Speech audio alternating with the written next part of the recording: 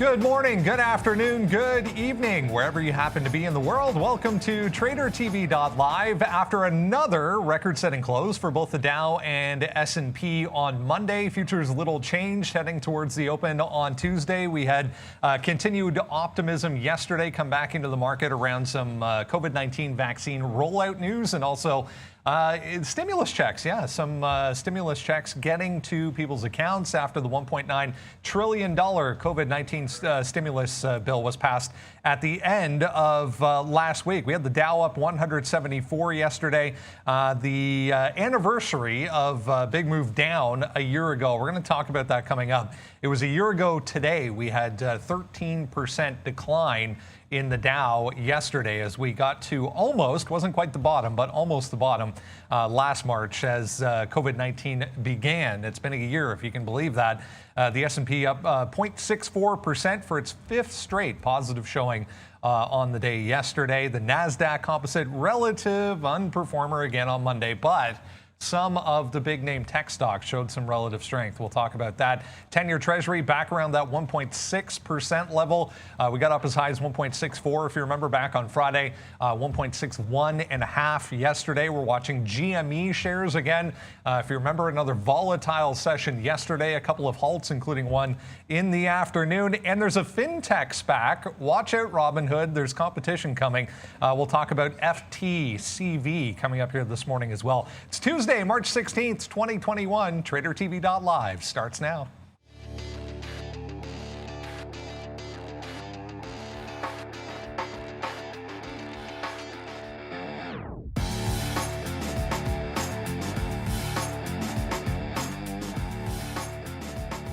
Yeah, there we go. Look at North American markets here. Just seeing February retail sales data coming in a little bit better than expected. So a little bit of a positive move here for all three U.S. markets. S&P 0.12% now. You can see the NASDAQ leading today. Yeah, 0.5% in positive territory. TSX futures here in Toronto about flat. Same story for Brazil. Bitcoin down again this morning, 2 days in a row, 2.3%. Crude off 1%, and gold just positive so far. Yeah, we had some retail sales data looking a little bit positive this morning for a change. There it is once again. If you're joining us for the first time, guys, make sure you take a second and hit the subscribe button. We're trying to get to 200,000 subscribers, under 10,000 to go. So if you haven't done so, if you're joining us for the first time, we get to enjoy that, but only when we get to 200,000 subscribers. So make sure you take a second, guys, and hit subscribe. Neil is back after a day off on Monday. Welcome back, Neil. It was a busy session yesterday. I mean, we're coming in this morning to more, widespread news here. We kind of have to narrow down our focus a little bit this morning. There's lots of vaccine-related news. There's lots of individual names moving once again. I just saw a headline on Instagram. We'll talk about Facebook coming up here. Where do you guys want to start? What did you guys do to GameStop yesterday? But just we broke it. No, I mean, obviously, the topic of the poll this morning, guys, is a rally in GameStop over. Yesterday's action, I did my best to, on Daddy-Daughter Day, to try to disassociate myself with the market, but it was unavoidable when reviewing the day's action to see what happened in GameStop, and it's continuing to fall to the downside. Look at 200 break. Look at it flush. It is good to be back, guys. Certainly, I heard Arun did a fantastic job, which I know he always does, talking about some of those features and trading a little bit here. I saw he was dipping into some Palantir, apparently, Sean. So I'm happy to be here. I think it's going to be an exciting show. There's no way getting around this GameStop, and I was just noticing AMC on the move as well, so even the rebound name starting to come in. CCL, on the other hand, is primed, testing the top. So I already feel like there's too much to look at, which can be a bit of a good thing, Sean. Yeah, I don't even think Arun put on a futures trade yesterday, to be honest with you. But yeah, it was good to have Arun, good to have you back.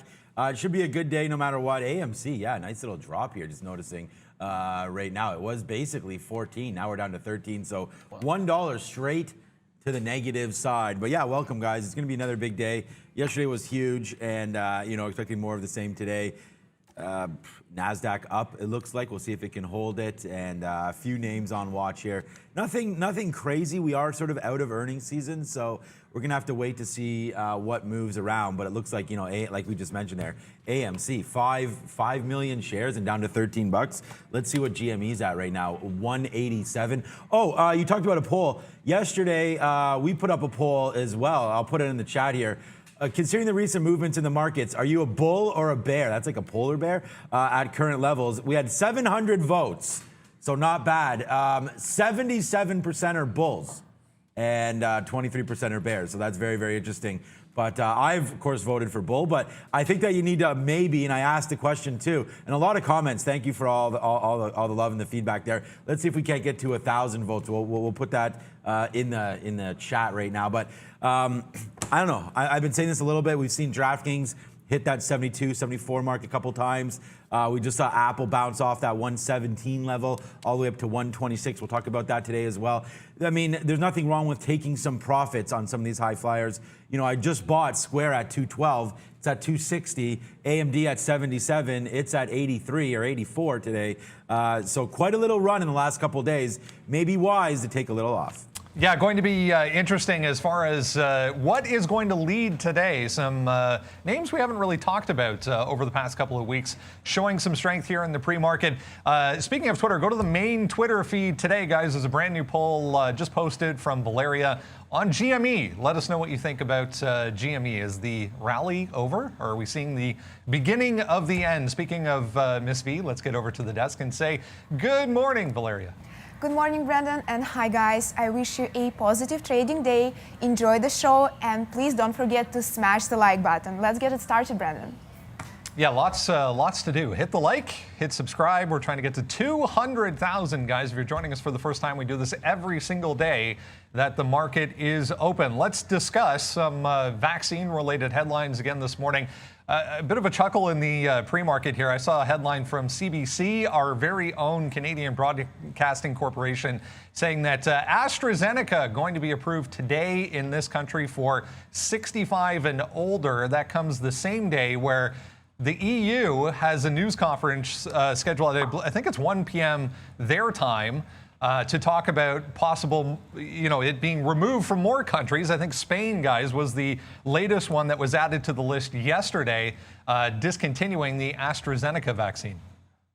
It's I don't know. So anyways, from what I can tell and from what I've been able to look at, it does feel like there's a bit of an overreaction that's happening in terms of the actual data is telling you with regards to risk to blood clots. So, I tend to try to trust our government here, and maybe it's just a case where people are being incredibly cautious in Europe. Either way, if you look at what's actually happening in the States with the vaccine rollout, it looks like it's going pretty well, and you're seeing some of that reopen trade. Of course, we talk about it all the time. You get the airlines already moving. We're actually watching Carnival, like I mentioned, try and test towards some tops today. And AstraZeneca itself, I mean, it doesn't really, not that this really matters, but gapping up and testing tops from last week as we speak in the midst of all of that. So that Canada is staying the course, not really much of a surprise. We don't really have that many to choose from at this particular point, but I don't think this is going to necessarily make another move to the downside in AstraZeneca as these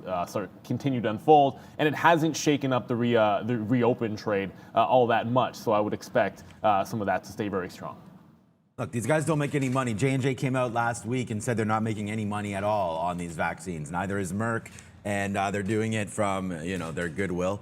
So even if you look at J&J here, I would buy J&J for so many other reasons. And it wouldn't be vaccine related. J&J's been in my long-term portfolio forever, and will continue to remain there. And I'm buying it on any dips. You did dip down to 152, 153, and now you're back to 160. Yeah, I mean, look. It is what it is. I don't think the only thing that I think you should be buying right now is Moderna. If you wanted some sort of a vaccine play that I think has a little bit more upside, I think Moderna is probably the one. They've proven that their technology is amazing. They've created variant vaccines in under a day. They had the COVID vaccine in under a day as well. So I mean, if I would do anything, it would be with Moderna. We've seen where that's come from.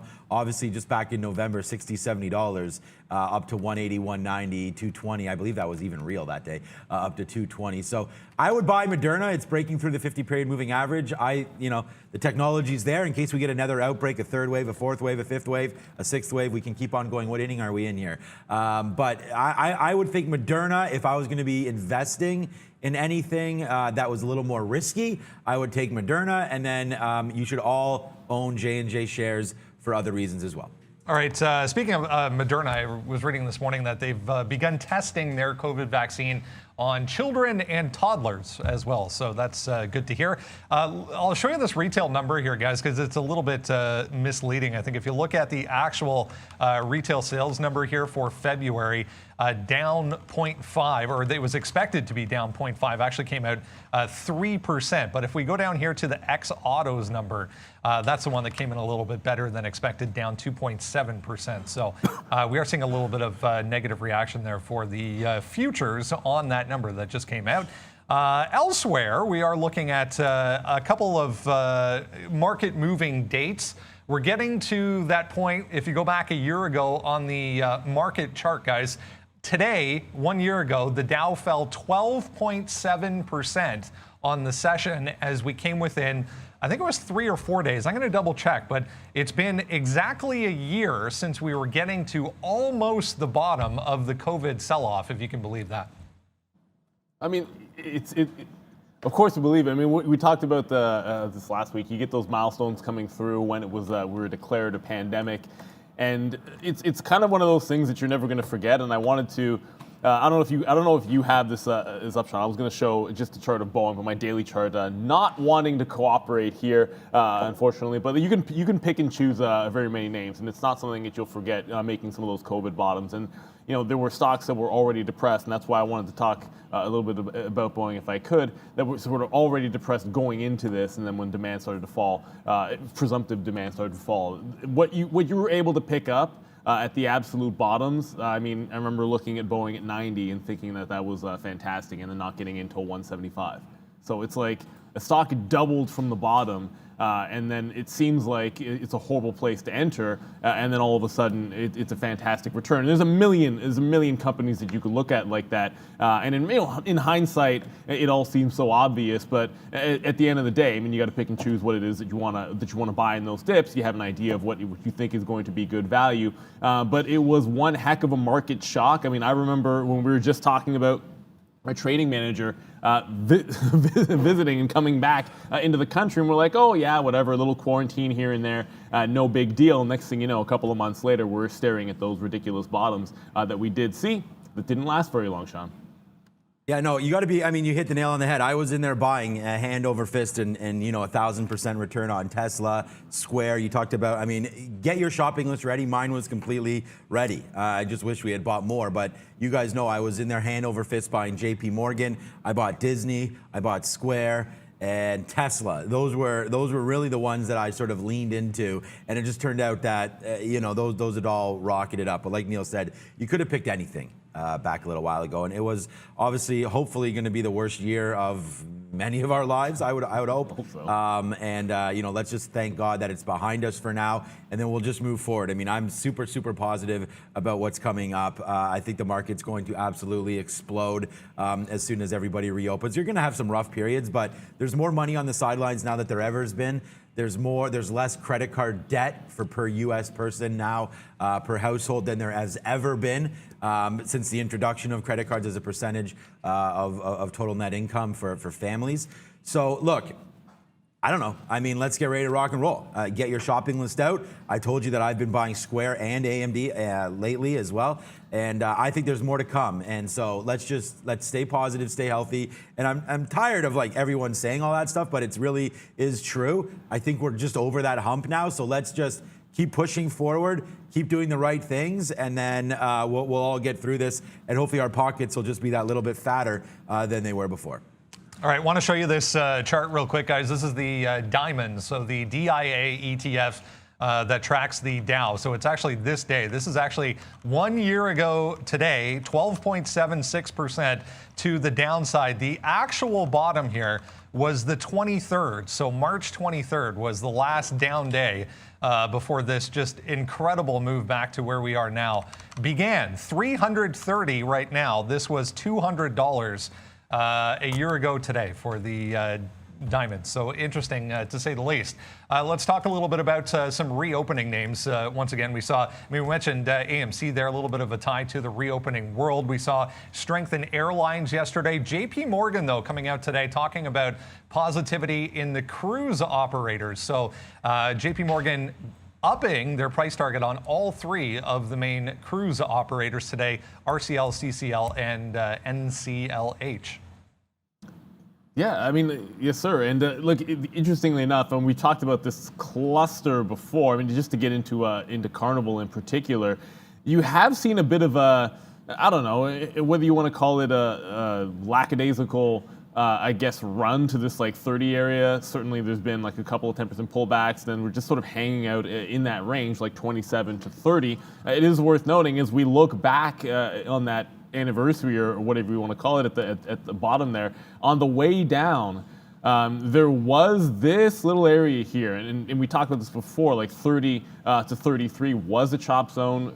Actually, that price target was raised to 33, if I'm not mistaken, and then we're still staring this 30 break in CCL in the face, and it's gone through this price a couple of times. Yesterday, failing through 30.12.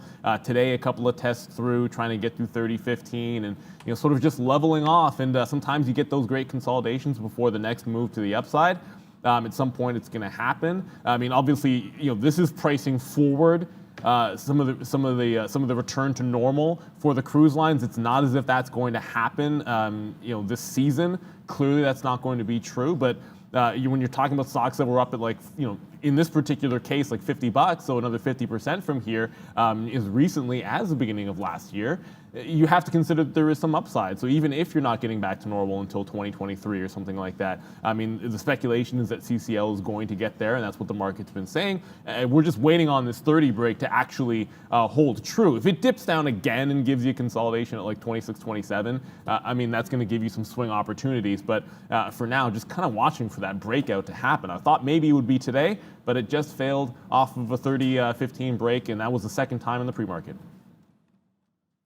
Look, guys, we put our money where our mouth was just a couple weeks ago. We actually bought it back here, 215, 216 here on Boeing back in December, January. It did dip down to 190, 195 there.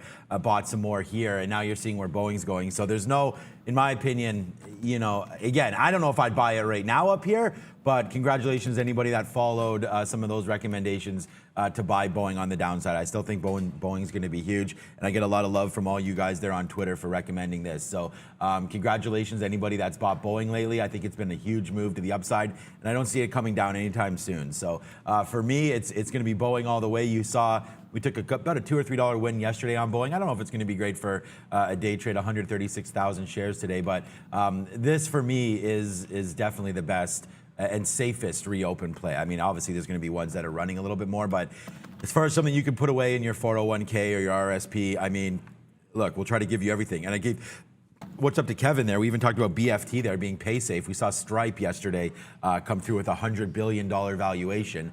PaySafe is going to come out, I think it's $9 billion, something like that. But anyways, BFT back down here. This was my buy, 1270. I picked up some more shares on that chaotic day. So that's, I mean, obviously a monster move as well. So congratulations to anybody that has the fully Transmine SPAC, about to be PaySafe. PSFE, hopefully turning by the end of March. So I still think that there's a little bit more room to go in BFT turning into PaySafe, guys. Yeah, more SPAC action to talk about today as well. eToro going public. So watch out Robinhood, as we said.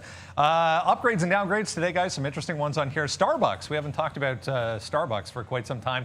Catching an upgrade here. BTIG Research. Nike as well. Pivotal Research. HSBC, Credit Suisse on the downside. Altria, UBS downgrading Altria today.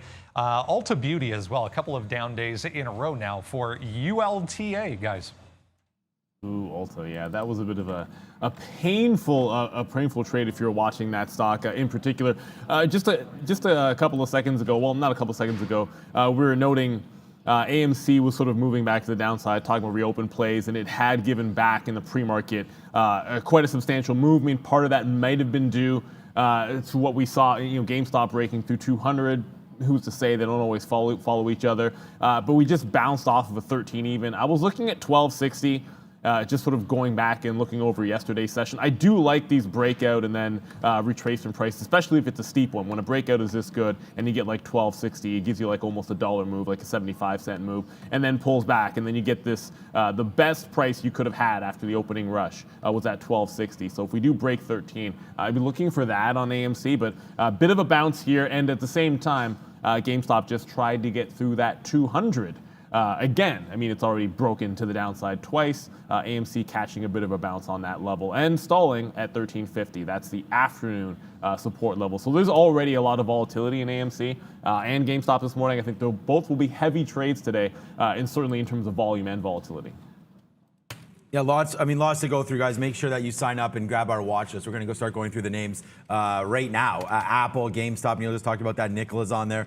DraftKings, FinTech Acquisition Corp. We just talked about that with eToro coming through. Ford, Baba, the cruise operators. Anyways, they're all on there. tradertv.live. Head over to that website, sign up. It's absolutely free. It's the watch list. You guys wanted it off email, and there you go, off email right now, watch list. Head to the website. You can grab it right here, and we'll start talking about some of these names. Not only does the watch list have 10, 15 names on it, but we also give a little bit of a description on why we feel you need to be looking at that. And most of those names, of course, will be, well, all of them will be on the very bottom, as you can see right now, FTCV right there.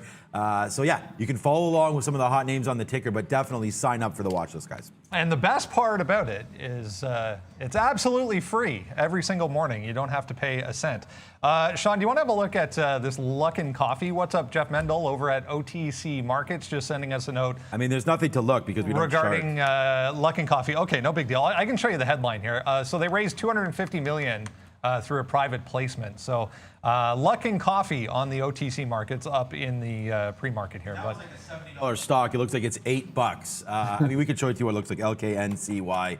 Oops, over here on the pink sheets. The problem is, like I just said, we don't chart anything in the pre-market, but I don't know why it says .NY there. Let's see what it was yesterday. I think it was $5, $6 yesterday. Yeah, so $5 or $6 here down.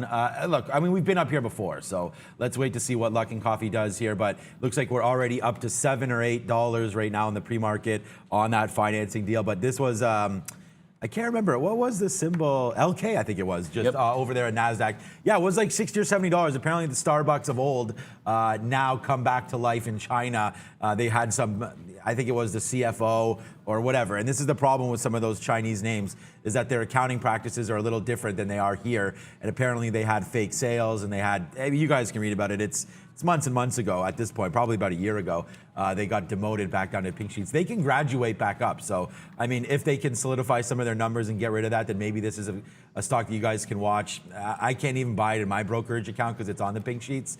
But, I mean, I guess it's worth looking at from our side today. But these are slippery slopes, so just watch out. But yeah, shout out to Jeffrey Mendel there at OTC Markets. Thank you so much for the heads up, and thank you to Laura as well, and thank you to Brendan for dropping that news. All right, guys, let's get into the watch list. As mentioned, if you haven't done so already, make sure you take a second and go register for the watch list. We send it out every morning before we come on at 8:30 in the morning. It's absolutely free every single day, talking about all the stocks that are moving around in the pre-market. Let's get into it. Apple, the first one on the list. We saw a lot of relative strength coming back into play yesterday. Yes, the 10-year was still above that kind of 1.6, 1.61 area throughout the session yesterday, but some of these names that have been really heavily sold over the past couple of weeks came back to life. Apple was one of those. We saw multiple price target increases on this stock this morning. There was also that Foxconn headline. Somebody asked the chairman of Foxconn if they were going to be involved in the Apple car, and he said it was still a rumor as far as he was concerned. Right. I thought it was going to be, yeah, I mean, I thought they had done a deal sort of with Hyundai there. But yeah, we'll find out. I mean, there's going to have to be different pieces, LiDAR, different pieces. Obviously, Apple will handle the software and the design of the car, I'd imagine, to some extent. But I'm not worried. I mean, I don't think this is the daily chart here on Apple. I'm not worried at all. I mean, we talked about, buying stuff into the teeth of that pullback in March, in April. Like, Apple went split adjusted down to $54, and then we just got a high of 140. So that was almost a triple from those bottoms. I think they're doing everything right, over there at Apple. Everyone's now tapping with their phone. Apple Pay should just be as big as anything. People are wearing the watches. There's obviously health reasons for that. The phones keep selling out. They keep making them bigger and better and more expensive. So look, I don't see any reason why, and I just actually messaged Brendan, I said, you may have not gotten like a bigger gift on a stock than just a couple days ago down to 116, 117 on Apple. I mean, I think you continue to buy this name on any kind of weakness that you see.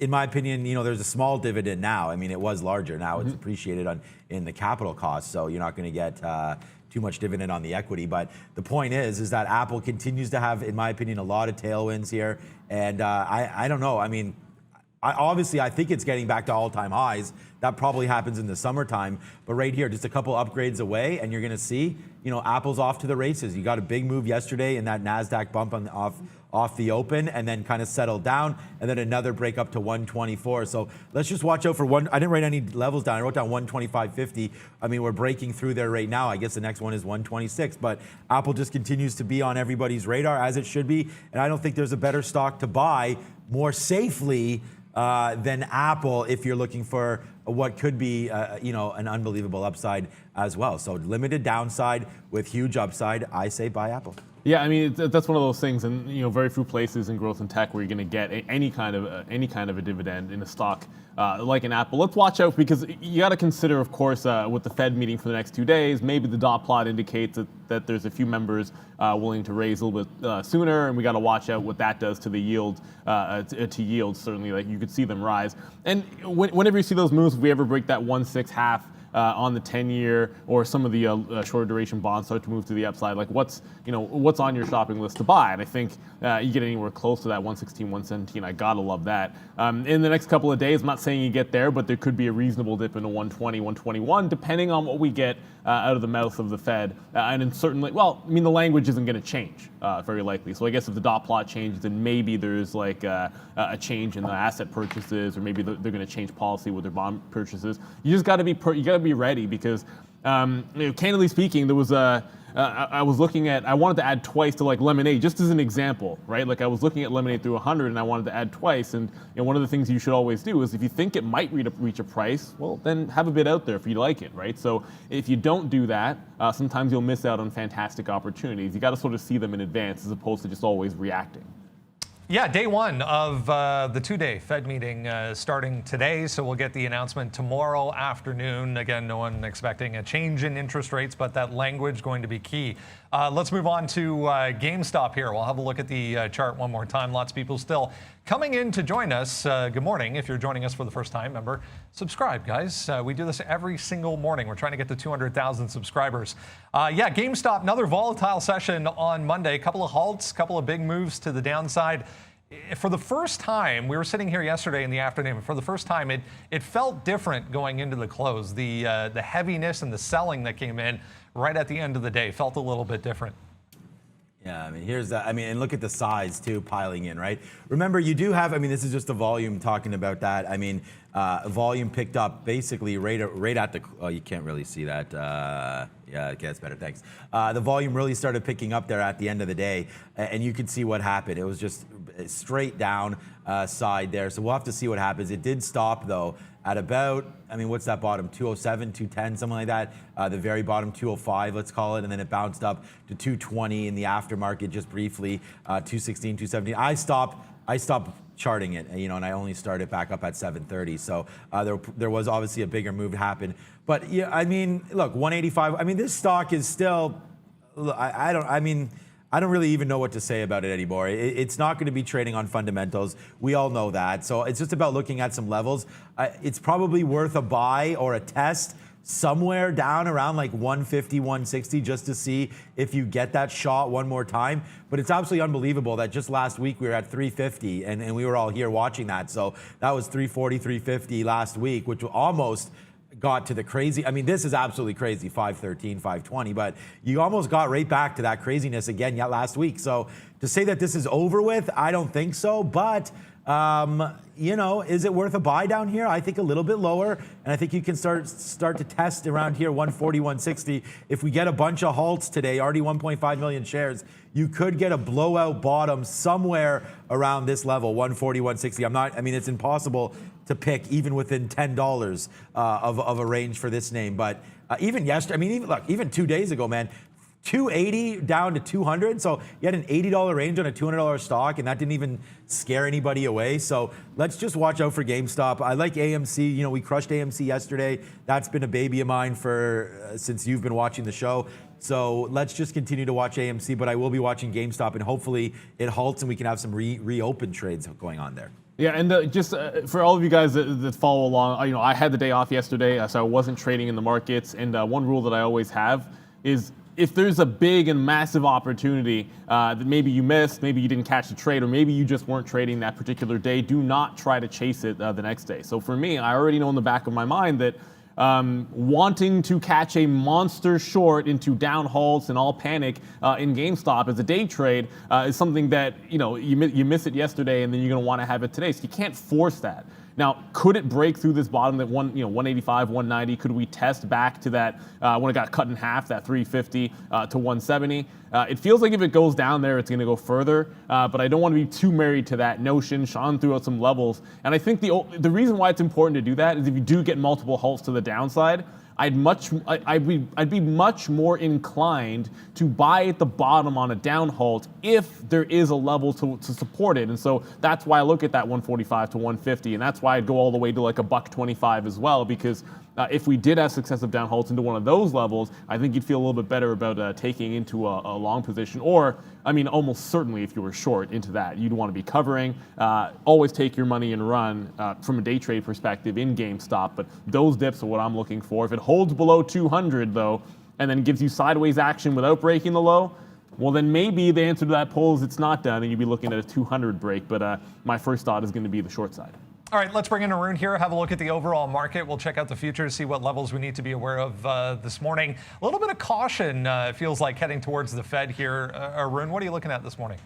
You know, we got that late session breakout yesterday when I was in. I was talking about that 50 level, that if we got above that, we had a chance to expand. But, you know, we've gotten above it now, and it seems like there's a lot of activity above 60. So I'm going to keep an eye on what happens if we can get back into the 50s, the 39.50 area going down to 39.30. 39.30 is a stop I'll be using on that breakout.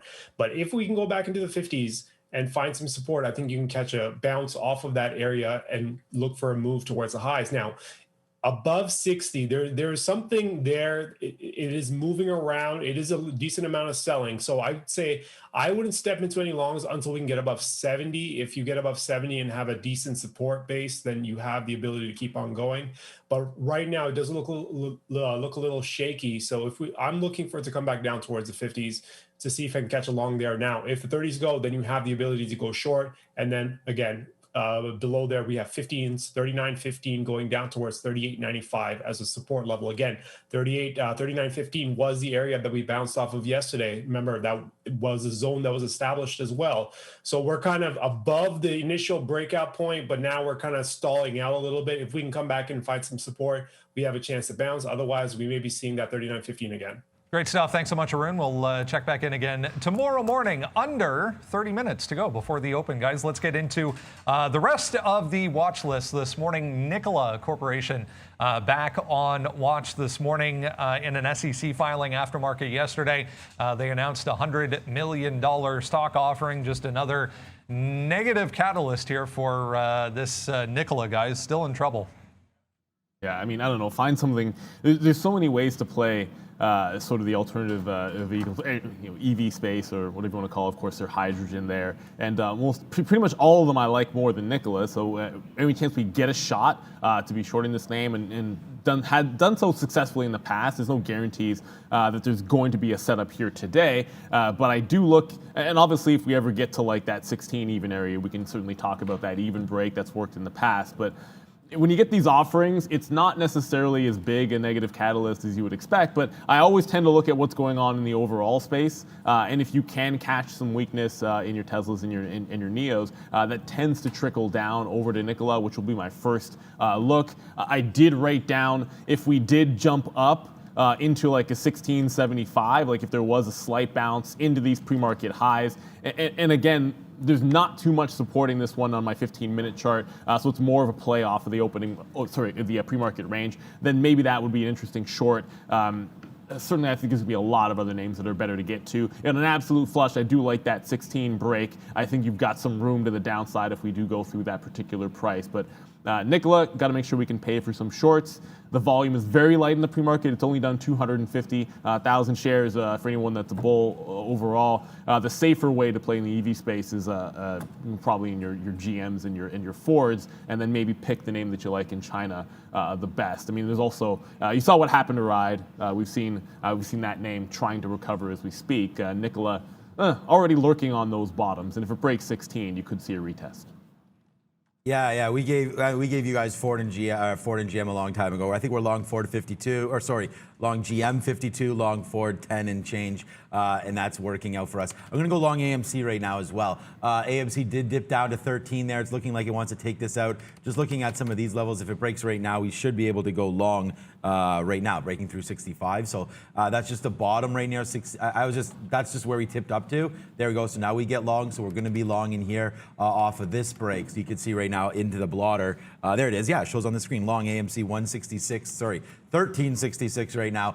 Going to head back up to 14. I like a 1450 break as well. So right there, your boy is already into some AMC right now. Let's see if we can't get any out. 80, 84, 85-ish would be pretty nice if we can work it up to that area. And then on the downside, I don't want to hold this too far, man. I'm really just thinking of this 1340 break, like just past this little consolidation area there. So, it's pre-market. We still have 24 minutes to go in a wild name. So we'll take a little bit of risk here. Like I said, we had a monster day.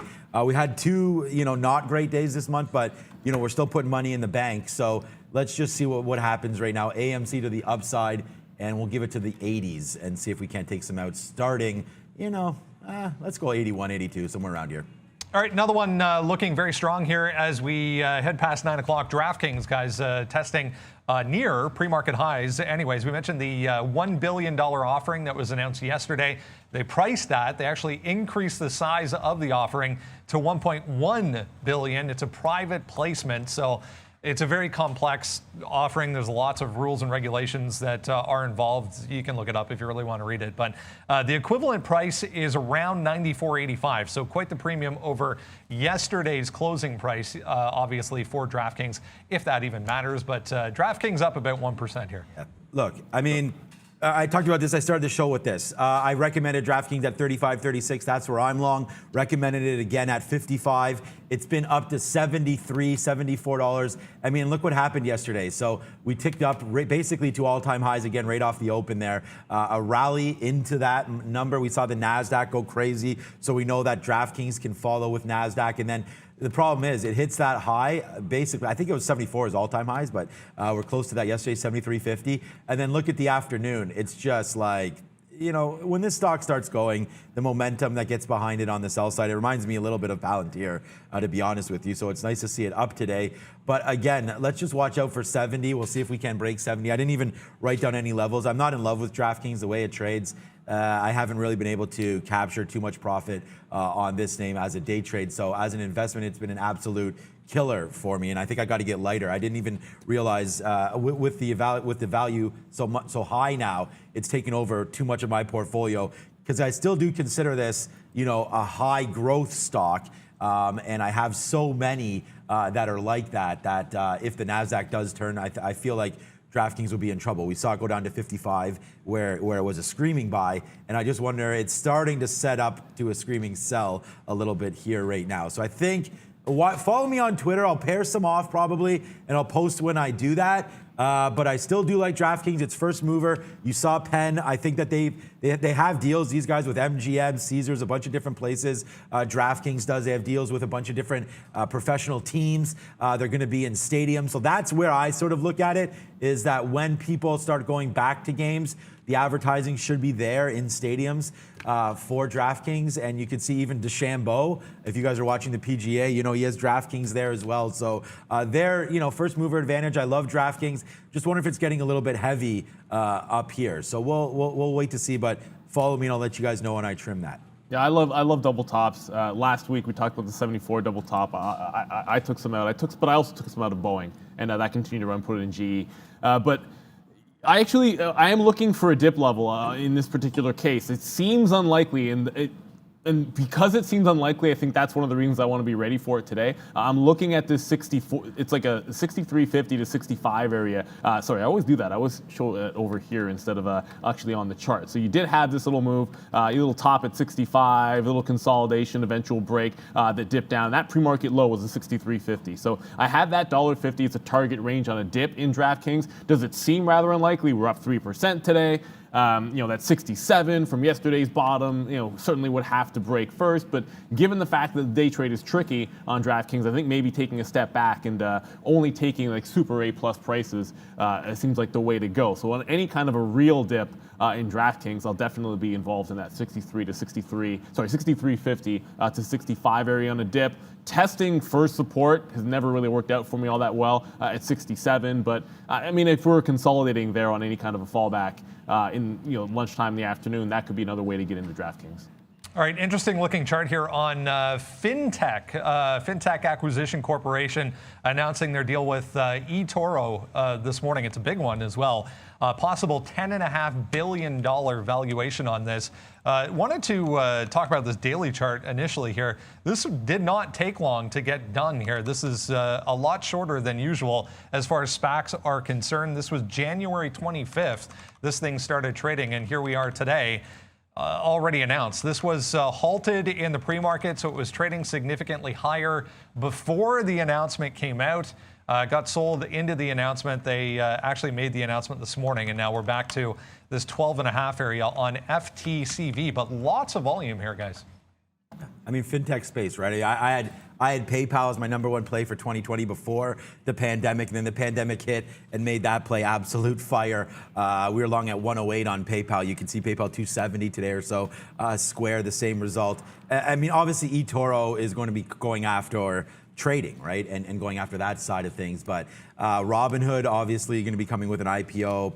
I thought it was going to be sooner rather than later, but we'll wait on them. That's going to be a little more exciting. But eToro goes the way of the SPAC, and like you mentioned, Brendan, it's not even up that much. So if you do like this, I'm pretty much done with SPACs now. I have BarkBox, that's STIC. I have BFT. I've made a lot of money off Fisker, and then I still have some Nikola, which that's a shit show. But I don't really see the advantages right now of buying SPACs. They're not super hot. They're not, talked about enough in a positive manner, like different podcasts I listen to and different, ways about, the view of SPACs is not super positive for me right now. So I'm going to wait off on eToro. I just rather dump my money into Square or into PayPal or just more money into JP Morgan. If you like the trading business, you can grab Goldman Sachs, you can grab Morgan Stanley, names like that. But hey, if you're risk tolerant and you want to take some shots, I recommend this. It's in the right space. It's a good little name. I'm too saturated right now with SPACs, and I love me some BFT. One of the interesting things about this name is you're capitalizing somewhat on, I guess, some of the controversy around Robinhood and the selling of order flow. Essentially so that you have the zero fees, and there will also be zero fee, but they're not going to be selling client order flow. They're just going to be making money off the spread. So if you use them, presumably you will be paying a little bit extra in terms of spread price, but you're not going to have that order flow sold off to some of those high frequency firms. Now, does that end up a positive for them? I'm a little bit skeptical personally, but as far as the day trade does go, I'm not going to ignore the volume here. We already have a couple of sort of mild support levels forming right off this $12 area. If it breaks that, you got to watch out for the 11.75. But most of the volume since it reopened has held above this $12 range. So I mean that's the first thing I'm going to be watching on FTCV. It's actually, as Sean mentioned, I think this is always important to note. Like sometimes you'll see these when it comes to this time of day and after the deal's announced, we're trading well above where this stock was before a deal announcement, and we're about like 17% up is not entirely crazy. There might be some run in it. Just keep in mind, most of the time, it tends to be a bit of a fade. So 12 is the level I'm watching off the open. I think the interesting part of that story is, I mean, everyone's been talking about Robinhood coming to market at some point this year. They haven't announced anything yet, but eToro jumping the gun, getting in front of them, coming to market through a SPAC. So let's see what happens with FTCV. Let's talk about Ford. There was an offering, a $2 billion offering announced from Ford today. But they also came out and kind of updated their current quarter and full year guidance because of this chip shortage that remains a problem for the auto industry. They're talking about the possibility of $2.5 billion in not lost revenue, but missed out on revenue, I guess you could say, when it comes to the negative impact from this chip shortage. So Ford down here a little bit this morning, guys. We've been talking about this chip shortage for a while, and you can pull up a chart of some of these automakers, and you talk about the reason why Ford and GM are a little bit safer because you have exposure to all worlds when it comes to them, and they have not been. I mean, the stock, I should say, has not been negatively affected by this yet. The only thing you can note is every time there has been a multi-day dip, it's gone right into, well, usually it's ended up right into like a previous support level, whether it comes back here into a 10.25, or we made this like double top here at 12, and we came right back into an 11.30. We made this little top here, and then came right back into this 11.60 area, whatever the previous bottom was. If the same thing happens, it's hard. This is going to be a bit of a different move, but it wouldn't be crazy for us to test back into like a 12.40 range. So if there is a bit of a dip, I mean, I'm anticipating that there could be a buying opportunity from the day trade perspective for certainly, and maybe it is on the swing trade, like a 12.40 or so. So that'll be the look for me on Ford. It already has come back in like 50 cents from the highs, which for Ford is actually a decent size move. Let's keep that in mind. But until we get to like the 12.40, the 12.50 area, I'm not entirely sure there's like a firm floor on the stock, and that's all with the caveat that it's a very, very clean upward trend that has not been rocked by the shortage. Certainly, it's something to be concerned about, but the market tends to be pricing that in, I'd say, rather well.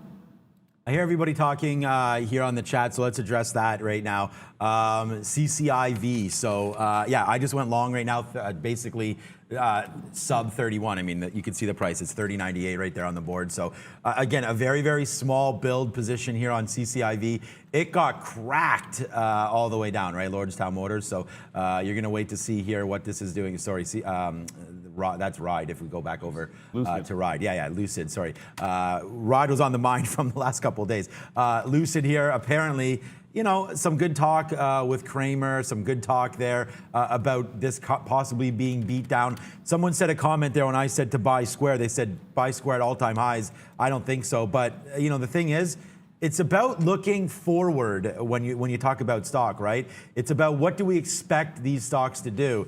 And if they're going to have a car, Lucid Motors, and come through with something, then maybe this little drop down here, people are stuck. And if they're here, then maybe they're averaging in. You now just get above that 50-period moving average. That's really the main reason why I like this stock, above this 50-period moving average. So let's hold on to it. Right now, we're 10 cents in the money.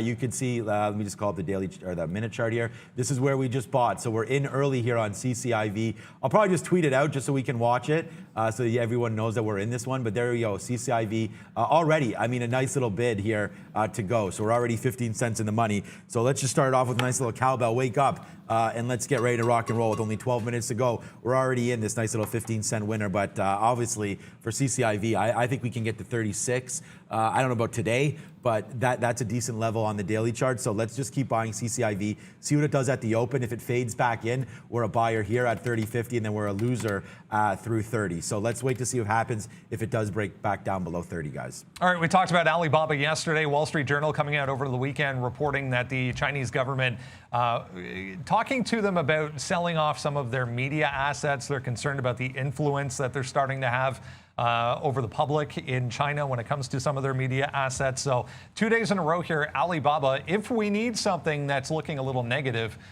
in the pre-market, Alibaba seems to be that one. On the daily chart, it's going to stand out a little bit here. So you can see it. Now, obviously, if we break through this, it's just going to be a sell. I mean, the setup for a trade like this is pretty much like universal. You'll never see me pull up a 15-minute with clear top at 242, negative catalyst, a clear bottom price that has been tested a couple of times with bounces, including in yesterday's action. So Alibaba through 226 short. It's a pure momentum play, and one of those that it would just look good on the chart almost regardless of what was going on here. But there's always been these sort of short-term concerns with Alibaba there. So I mean, it is what it is. 226 is the only level I have written down for Alibaba, so that's the only trade I'll be making. Well, I shouldn't say that because you never say never. You never know what's going to happen, after the open, or certainly maybe we make a bounce up and I'm looking at 242 at some point, right? So 226 is what I want off the open. We'll have that locked and loaded and ready to go in Alibaba. Okay, guys, it's crypto time. Bitcoin right now bouncing a little bit here off 55 one more time. So it does dip down to 54.5, and now you're getting a little bit of a bounce to 56 again. We'll see about 56.5. It's been in trouble ever since that 61, 62 top there. So we'll wait to see, though. I mean, Bitcoin's going to be a bouncer. There's Bitcoin, there's Ether, Ripple making a nice bounce back. You guys know I'm in Cardano. So, but right now, I love the crypto space. I think you got to buy some on weakness. We talked about BTCC. We talked about Riot, Mara, SOS, SI, a bunch of different names there. So let's just watch it off of a nice little run there for 54.5 to 56.5 in just about 30 minutes, or not even 30 minutes. So a nice little, $2,000 move, or actually, no, sorry, 1,000, 54.5 to 55.5. So about 12 or 1,300 dollars straight up there in BTC. So Bitcoin moving as it usually does, but let's not sleep on some of those ETFs today. We talked about Luck and Coffee over there. There's GBTC, which is the grayscale product. Those of you that trade Bitcoin know about this as well. So let's just watch out.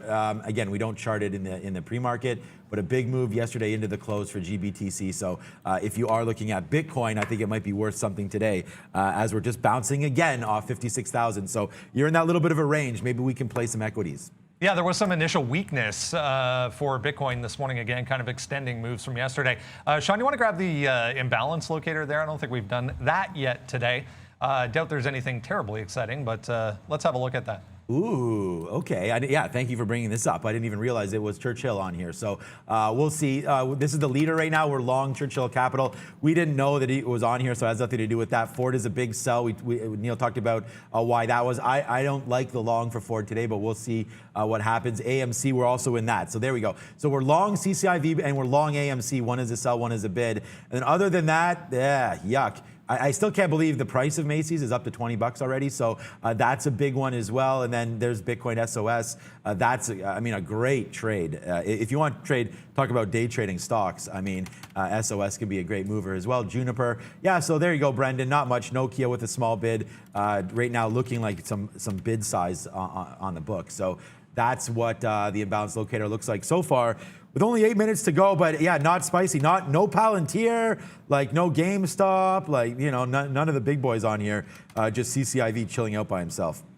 The CCL at the bottom there on the buy side. Let's go back to the cruise lines, cruise operators, I should say. JP Morgan again increasing their price target this morning on all three of these. So RCL, CCL, and Norwegian all to the upside. So a little bit of strength. We are coming off from pre-market highs though at this point for all three once again, guys.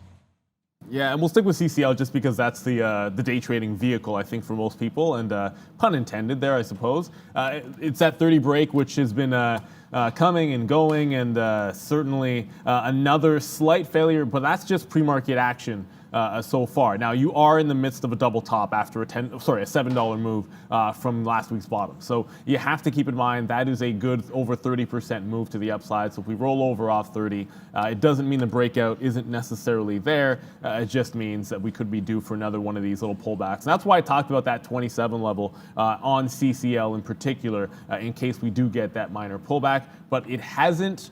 You got to put things into perspective.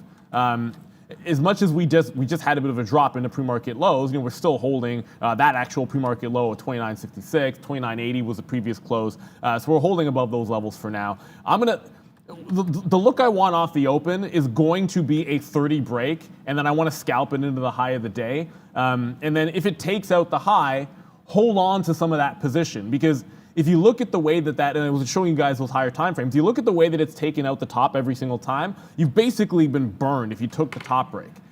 It's just whenever it's above that 30 range. So it breaks like 30.12, and then it goes a couple cents and fails. The first time it broke 30 didn't work. So I'd rather be fading in front of this, in front of that high of day. Scalp some of it out so you're in the money, ideally when that top is tested, if indeed it is tested, and then that with a little bit of a safer play through. If the 30 fails altogether, you do have some cover from these pre-market levels, 15 to 20 cents lower, and then of course that low of the day. So I'll go for the 30 break and then try to hold through the high of the day if it does go there, scalp some of it out in front of that. Now 30.17, it was 30.12, it was 30.15, now it's 30.17, and each time it's managed to fail through that price. Yeah, CCL, RCL. Okay, so here comes CCIV. Hopefully we can get some longer down here, like 30, 50, something like that. I'm waiting to see if we can get some CCIV. We're already up 7.5%. This was a really, really light trade. Trust me, you'll know when I'm putting on some shares. We will put on a decent position if it can get to 30, 50, but we do have this 30 break here on CCIV. I think maybe it's worth getting into. It's still 5 minutes to go. Yeah, let's see if it does. If some of the pressure does come down here to fill us midway, and then we'll use this 30 as a little bit of an out right now. AMC bouncing around, not doing anything. We're long at 66. I mean, it tested 46 there, like whatever. So let's wait to see what this does at open. I don't have an order out right now to get out of this, just in case it does make that move, bang, bang, something like that. I'll put a little order to get out, maybe right here, 13, maybe 13.25-ish, just because if that happens, then I think we'll test 13. So I think let's get out if it breaks through the quarters on the downside of AMC. But other than that, we're just waiting high side, man. We're waiting in the 80s up here. We're waiting in the 90s. And then we'll see if it can take out 14.20 or so. So that's what I'm looking for here with AMC. But again, we'll get out some if it cracks down below 13.25. Other than that, no. And then it looks like we missed an opportunity to get some more there right on VWAP of CCIV. So let's put another bid here right around 74, 75. See if we get hit there again with only 4 minutes to go. All right, couple minutes to go, guys. One more for you. Bottom end of the list this morning, STRM. This is a hospital medical facility operator. New deal in Arizona announced this morning, so a big pop on that news. By far the weakest of the ones that are higher in the pre-market. This is 280, this kind of resistance point we've already tested in the pre-market, 3 above that. So would love a test of 280, 3 above that for STRM, guys. Also down at the bottom of the watch list, Sunlink Health Systems. This is a micro cap pharma name here, up like 7. It's currently up 70%, but it was a double up in the pre-market before failing at just above 420, and you had this little flush here before I sat down anyways at 4 even.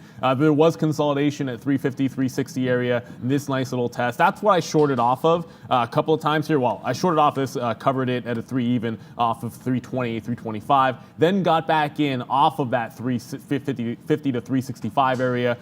This is looking, at least going into the open, a little relatively strong. And now I didn't add on this little push here up to 350 because I do have a rule. I try not to average into a short position on a stock which is putting in higher lows heading into 930. I anticipate there will be a test higher. So if we break that 350 mark, the decent shot that we're going to test back to that $384 area there. And I don't want to get burned shorting into that particular price. I'd much rather allow it to break, cover it, take the small loss. Well, we'll actually still be up on it because we did take profits on the way down here in the 20s and of course earlier at 3.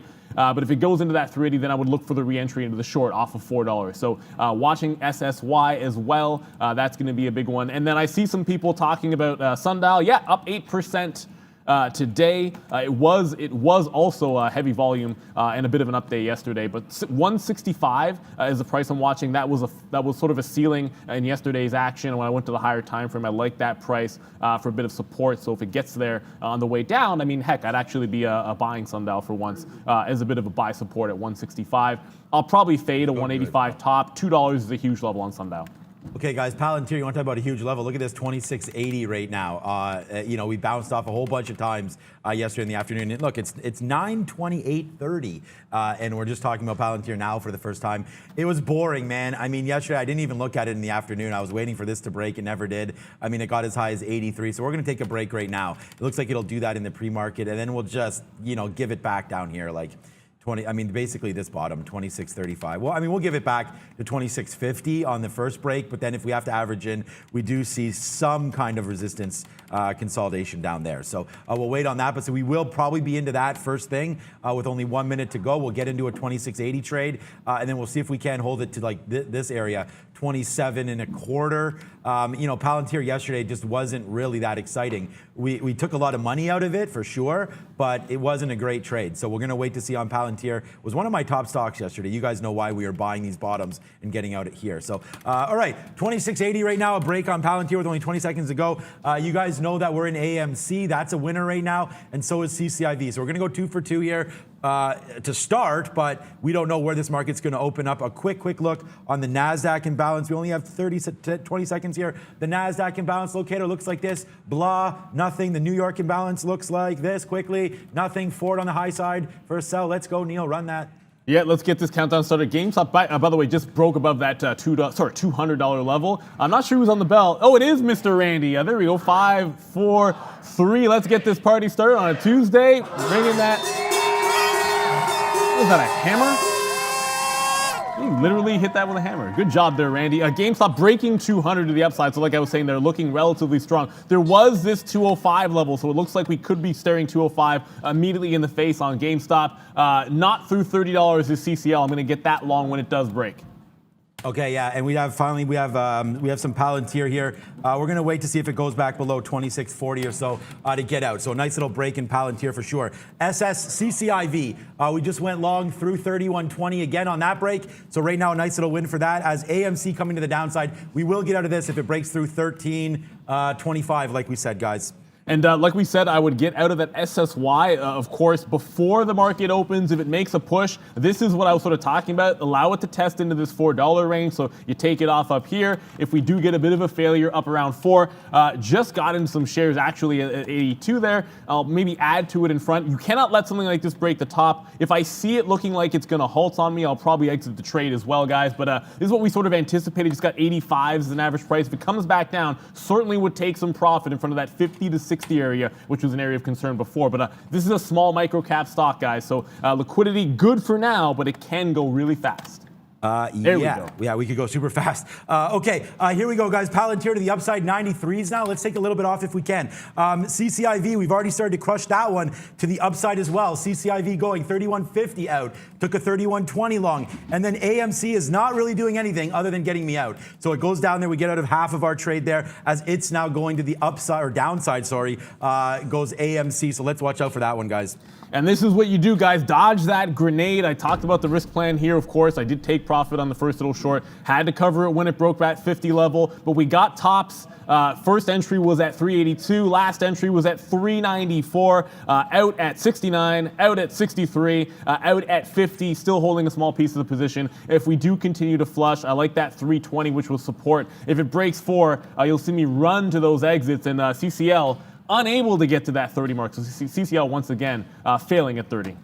And we give a big hell yeah to Palantir right now as we'll floss that one off as that just keeps on going to the high side right now. Palantir, man, making winners of us all right there on that 26.80 break. What a great trade that was. And it just keeps on rocking, rolling 3 times daily net right now, 3 times Palantir ripping, CCIV ripping. What's up, B? Wasn't terribly active in the pre-market, guys, but FCell, Fuel Cell reported earnings this morning. Pre-market, we're back through 15 here on a monster volume spike. So it is down significantly, but buying coming into FCell, guys. Oh, Luckin's moving too. Sorry, yeah. So, you guys were talking about the pink sheets there a little bit earlier because Jeffrey Mendel coming through for us. But Luckin Coffee did make a big move to the upside. It is trading now at $1. Sorry, not really $1, like 50 cents since the open, but it is up 42%. So this could be a bit of a mover if you have the ability to trade over in the pink sheet. Certainly have a look at that one. It's a big time mover. SSY, this is why you get in and out. I said liquidity could go really fast. It does break that 4, so as quickly as we're getting like a 40-cent win, we're then taking out like a 15-cent loss on the other way through. That's why you take profit on the way down. It has tested pre-market tops without breaking, so I am looking at a 425. There is still a chance that this continues to roll over, so long as it has not broken that high of 425. That's a key level. CanF is another that was on our watch list that we didn't get to. I'll get to that one in a second, but I wanted to go over to Virgin Galactic for a split second. This just flushed off the open at 35. I was looking to see if I could sell this one into some strength.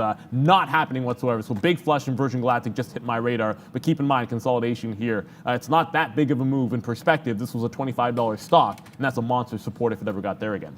Guys, who's with me on CCIV? Because right now, man, I mean, we just hit the air horn. We were in a lot of luck with Arun here yesterday, and it seems like that's just continuing again today, guys, as we're just making that cash right here, left, right, and center. CCIV, bang, bang, bang. The only trade that we stepped up on was AMC, as it looks like it's going to break through 13. We're holding a small piece here. If it breaks through 13, then, yeah, we will be flashed out of that one super quick. So watch out there for that move. And then Palantir goes all the way to the high side, fails, and then comes right back. So this is like a time to maybe buy some Palantir. Let's test it a little bit here on the downside, but it's not looking great on this move. What's up, B? All right, a couple days in a row here, we're seeing some tech stocks coming back to life. Here goes AMD, guys, through pre-market highs and 84 on volume here to the upside. Apple also starting to go. And man, we loved, that was one of the only names I wrote down was AMD through that level. But instead, we're sort of stuck here. We just average in a little bit downside. We're not going to give this one too much, man. If it breaks through 2650, we are going to flash out of this one. So we're going to wait for Palantir to see if it does break through. The only other trade, like I talked about, that AMC just not working out here, guys. Yeah, and I am looking at that FTCV. Of course, we talked about SPACville, and there's always a million of these SPACs, but selling off a little bit into that 12 range, guys. So it did get up to 13 out the open, and then right back into, well, at least testing that support at 12 even. I'm going to have my eyes all over that, but GameStop, if I can get to it really quickly here, GameStop holding above 200, at least for the time being. It did test pre-market, well, I guess like resistance, if you want to call it that, at 215. If it can hold 200, at some point you're going to be looking for those breakout trades. So I guess the flush might be overstated. I don't know how you guys voted in that poll today, but maybe the move is not done, especially for breaking out at 215. I'd take that, but 225 also monster level as well. Okay, so 26, basically. We'll try it one more time here, and then we'll be gone. So we're going to try one more time on Palantir, just in case that was sort of the move to the downside. But look at CCLV, guys, right now. CCIV, sorry. CCIV, like, bang. Look at these winners, guys. You talked about it on the chat, and I just hammered it for you. CCIV, my number one stock today. This is now $1, like multiple $1.50, $1.70 now in the money for CCIV. So looking to see some good little returns here as it's still going, man. $32, $33. Where do you want your CCIV? Nobody knows, but it's going to the upside right now. CCIV rocking and rolling, $1.50 in the money. We just took some off, 30% left on this trade.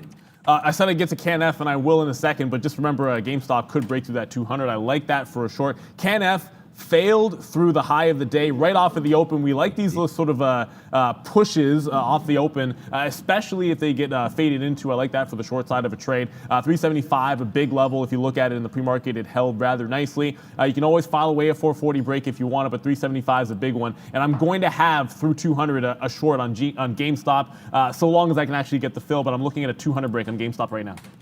All right, so there it is. Another out on CCIV, man. Just hit the air horn. We're going nuts right now. So a big little trade here for CCIV as it's still going. So let's watch out for that. AMC failing at 13 even, but we'll wait to see if it does eventually take that out. We're still holding a little bit long there. And then our Palantir looks like it's going to come out again. Yeah, here it is. It's going to break downside and we're going to get out. So Palantir off a big move early, cashed it, and then we play this little dip, and it looks like we'll lose here on this dip again. Yeah, we should be out on a breakthrough 40, I believe. Yeah, there it is. So there we go, out of Palantir. Palantir's not working, man. We talked about that yesterday, and it just continues to be you know, an unsuccessful little trade here for Palantir. We could eventually try to find bottoms, but I'm not going to pick bottoms. There's just so many better stocks right now.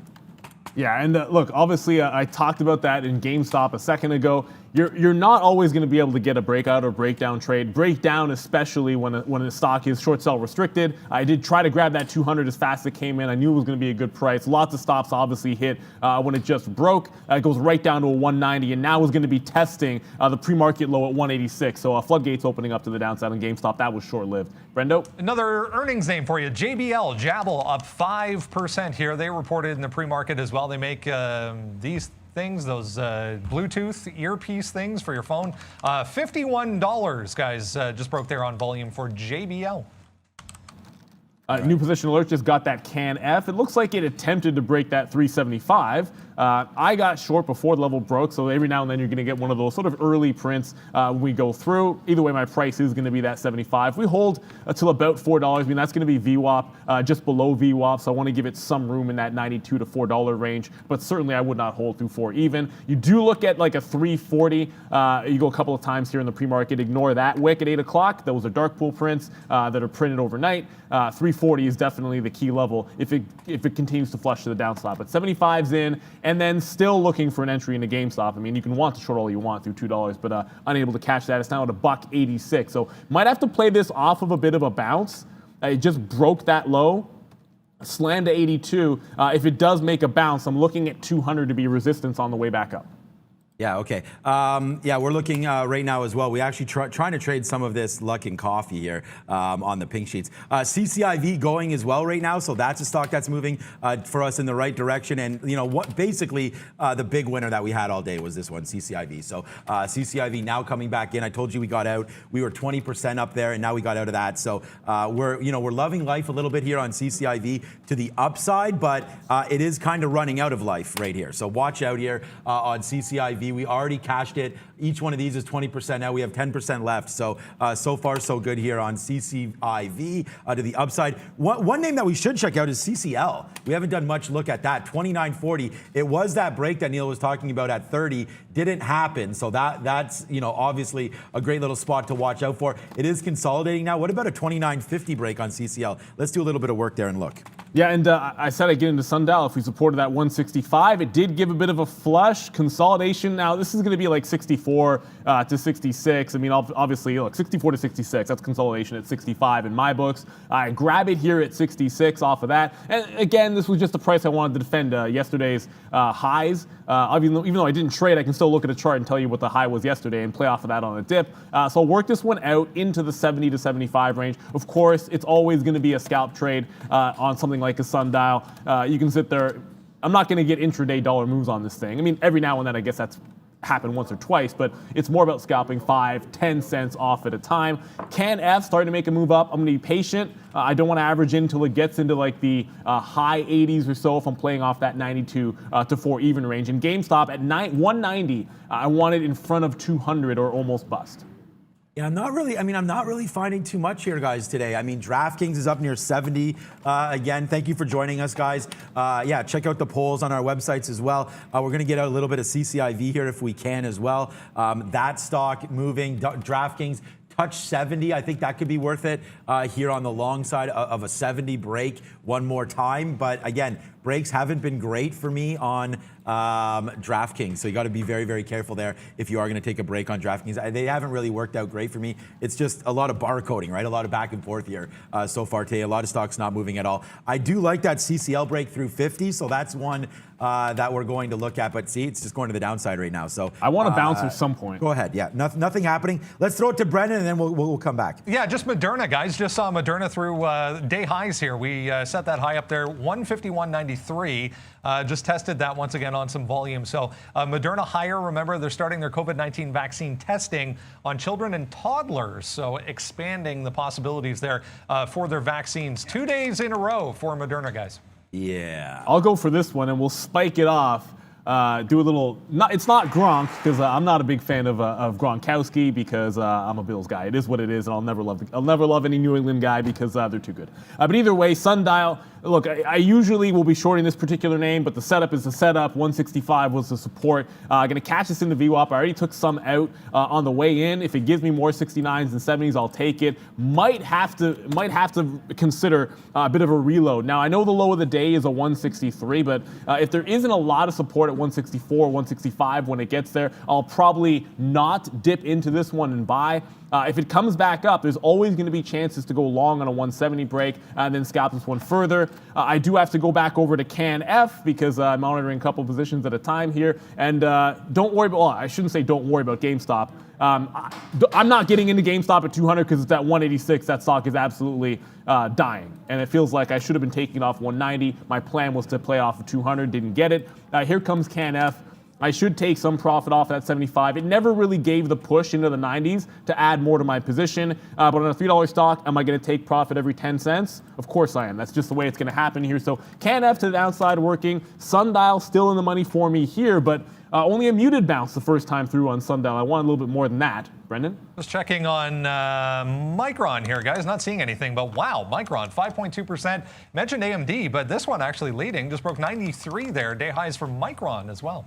Yeah, Micron moving like crazy there. Yeah, I did like the AMD long today through 84. I mean, it was literally that and Apple were the only things I had on here. I got a late start to the list today, but Apple and Micron, or sorry, Apple and AMD, obviously some good names to look at there on that side. I like Rocket breaking through 40, so we're going to go long right now on this one as it's starting to take off a little bit. Let's see if we can get some love here for Rocket. The high yesterday only 26.60, so yeah, it needs some work to go. But now we're long Rocket. 26.40 right here. That's that high. We'll see if it can go. We have it back to 26 if it doesn't. So we do have some kind of resistance levels here for Rocket, just in case it does fail here. I like it through 50. That's a good starting point. But we can give it all the way back to like 26.20-ish, sort of where this VWAP is, and see what it does. Let's go Rocket. I'm only now noticing, gonna get to this one in a second, have to here and Lemonade because testing to 115, man, 115 is a bit of a take profit sell if you swung into this in the 80s. Almost not even a bit of, it's a 100% you got to because if you're talking about names which could fall back in if we ever get a turnaround, if things go wrong with the Fed, Lemonade is certainly one, and taking profit on one of these up moves makes a heck of a lot of sense to me. So that's just my recommendation at that 115. It's a stock that I'm involved in. Of course, going over to, if I can, where are you, Sundial? Just bouncing off 166. So I kind of wanted to see it do this first, bounce off this level, test that 165, 166 where I'm long before considering getting into more shares. I will scout more aggressively here so I can get 67, 68, 69. And in that particular case, that allows me to have more if it does test that low. 175, I'm going to try on GameStop for a short break trade. But I've missed all of the other ones because liquidity is at a bit of a premium when it comes to GameStop at these prices. Okay, guys, Rocket, nice move to start right now. So let's see if it keeps going.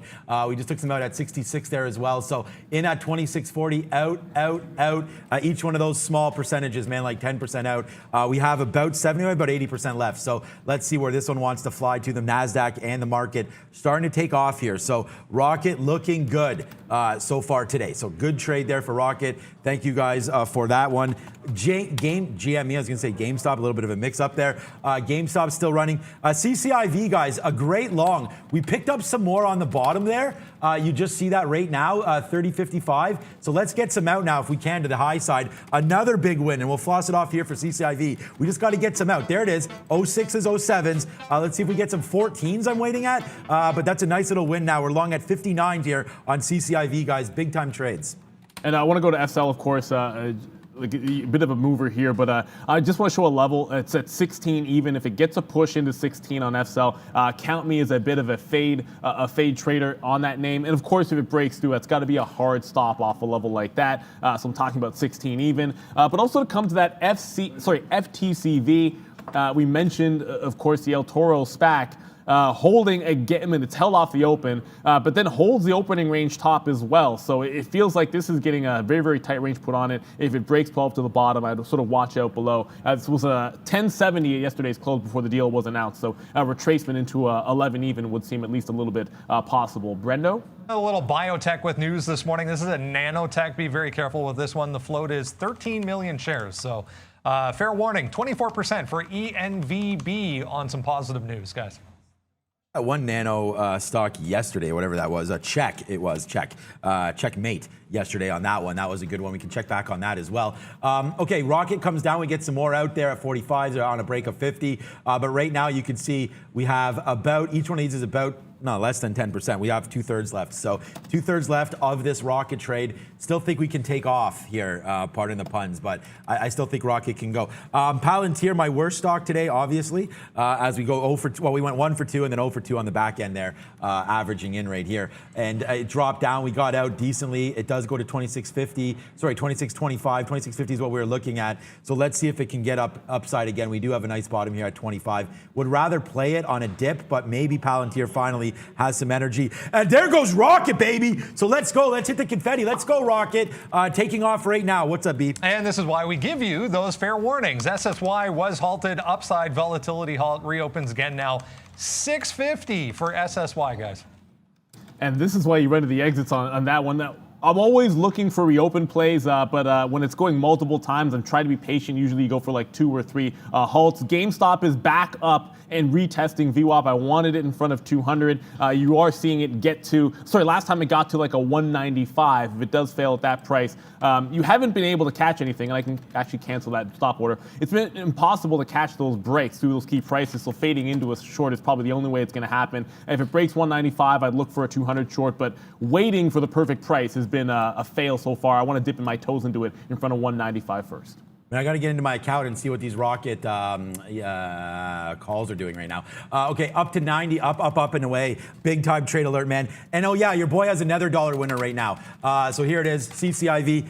Bang, chicken dinner winners, man. We have a whole bunch of them. This is the old one, chicken dinner winner time. So it's a big one there. We've had a bunch of big wins today, and a small loss on Palantir, and then a baby trade in AMC that we took early. But right now, Rocket to the upside. Look at the CCIV. We talked about buying 30/50s, man. When you believe in something, this is what your chart looks like.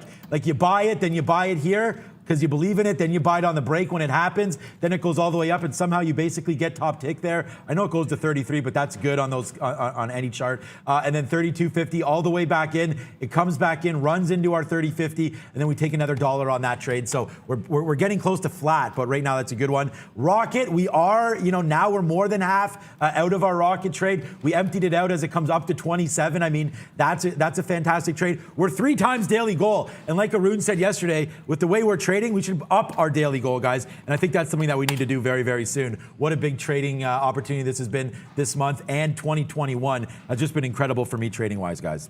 Yeah, and I'll go with, I don't know, I wanted to hit the ball burst and I broke the piggy bank. So either way, it'll kind of work for this anyways.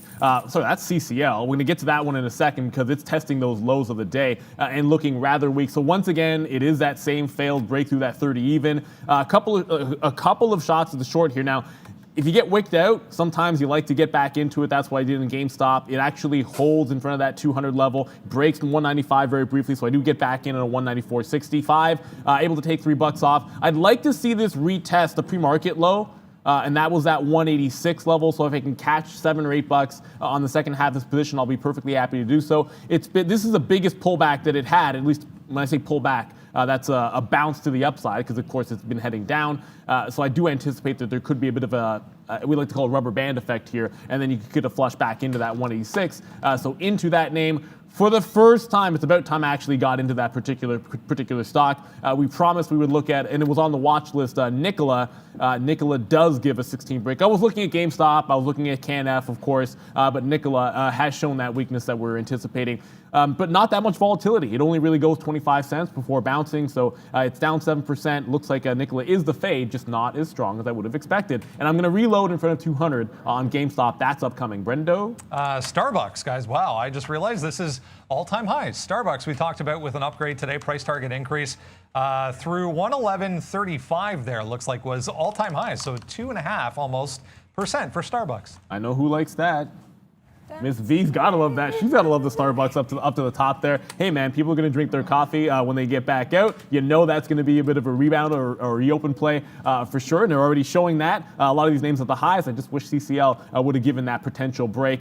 Fuel cell, I did think it was gonna be a fade off 16. Forget about it. That's actually headed further to the downside. So no bounce. I thought off consolidation it would give a little bit of a pop that I could fade into. That hasn't been the case. GameStop in front of 200 should be the next little play here. And we're already, we're long Starbucks in the 60s. So, that's just been an incredible journey. But I've been buying Starbucks for a long time. I started buying things that my wife spends a hell of a lot of money on.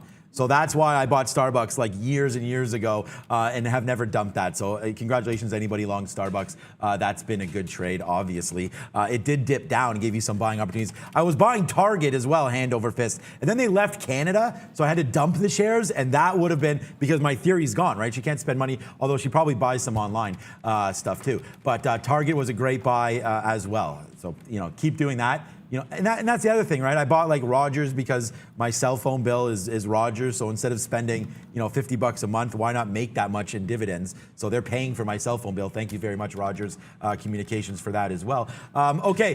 26. We bought some more. What I was getting at is we bought some more Palantir and we bought some more right here at 26.18. That's the big trade right there. So we're going to give it to 26, and here it comes failing one more time. I said I'd buy it if we went down here, and here it comes. And again, we're going to lose money on it. We're not going to lose that much money on it, but it is getting hurt for us. So we're going to wait to see on a 26 break. Looks like that's going to happen right now for Palantir. That's why we got some out there when we got a little bit of an opportunity to sell. So here comes Palantir right back down to the downside. What's up, Veep? Hey guys, Zomedica is one of the most popular names on the chat today. Stock is down around 7%. Do you have any opportunities for yourself in Zom ticker, guys?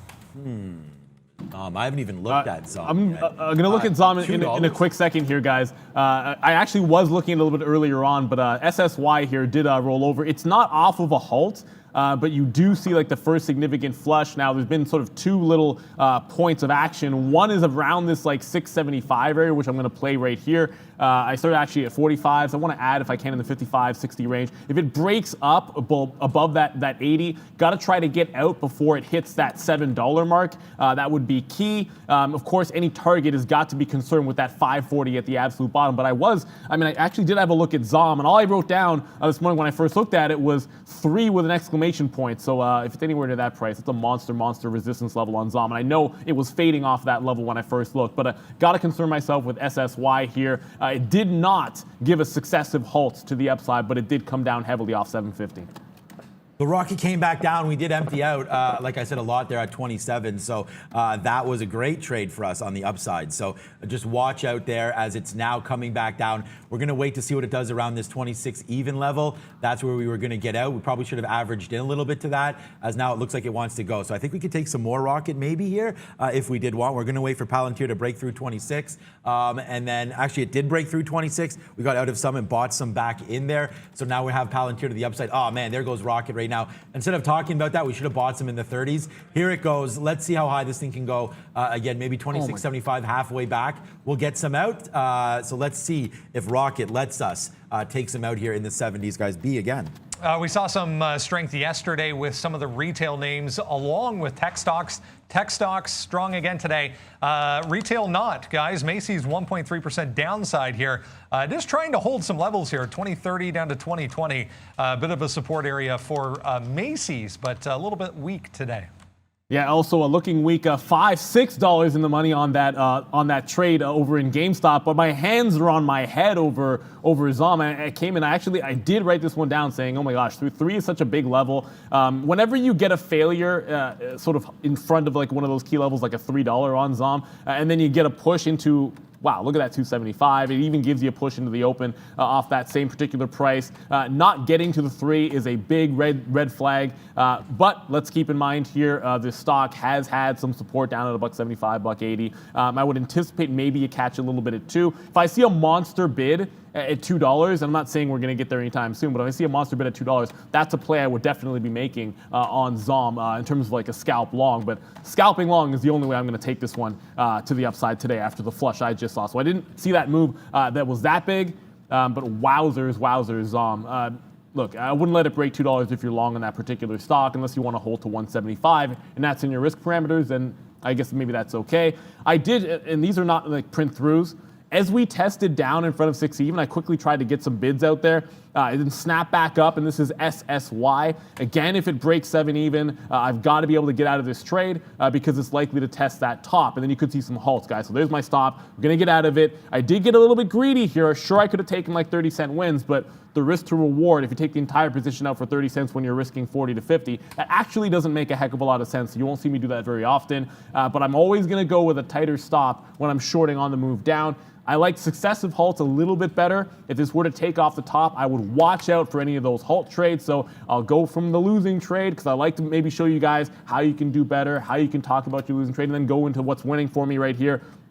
GameStop, we talked about that previous pre-market low. Whenever I'm scalping in front of it, I'm going to be looking at those levels to be able to take off, like I said, about a $7 winner here. Why is it like I'm literally sitting on the bid? Wow, that was hilarious. So as I came to it, I was like sitting on the bid there, actually just got my fill. So we will go with, this is what I meant to do last time, guys. Little bubble burst. And this was the topic of the poll. Check out on Twitter, guys. Is the GameStop rally over? I don't know, but I shorted into that pop off of like 195 and then off $2. That's going to work out rather nicely for me here, and I don't think we'll be done with this. Heck, it just bounced off that little bid, so good out there. If it heads back into 200, that could be an interesting price. If 15 ever goes, that's breakout central as well. 215, sorry, that's breakout central. All right, good trade there on GameStop. We can look over at AMC. We're just watching Palantir here today as well, as that's starting to move nicely for us up to the upside. It's going to be a loser for us because we did get some out there at 95, and then I bought them back at 06 because, again, like I just wasn't going to make that be the end there. So we bought some back. So that's a 10-cent loss right there. And then basically we're working these 18s. So 18s up to 31, 32. We've just been getting them out here like, you know, rocket science. It's not rocket science. Getting out anything. Palantir's been weak, man. Until I get it breaking, then honestly, it's just about waiting. So I have some offers now. I'm not going to be getting out any more here until we get into the 30s, like high 30s, and then we'll see what it does at VWAP. Then if VWAP breaks, then hopefully we can get some out at like 60s and 70s. So we're just going to wait. I mean, you can't have these monster winners like this one. CCIV right now, guys, big time win, $1 now in the money on CCIV. I mean, look at some of these cashes. Bang, bang, bang, bang, bang. I mean, it's a big day for me here, and it's going to continue. And it's going to continue for Brennan Wickens at the big screen right now with happening now. Give it to him, big guy.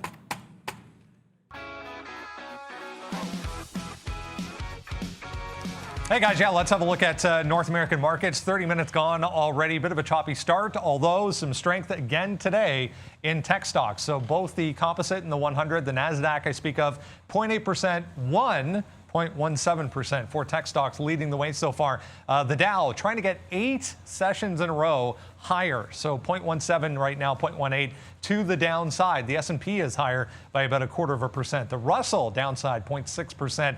Here in Toronto, the TSX, yeah, down a little, 0.3% so far. Let's have a look at a few things from the watch list this morning.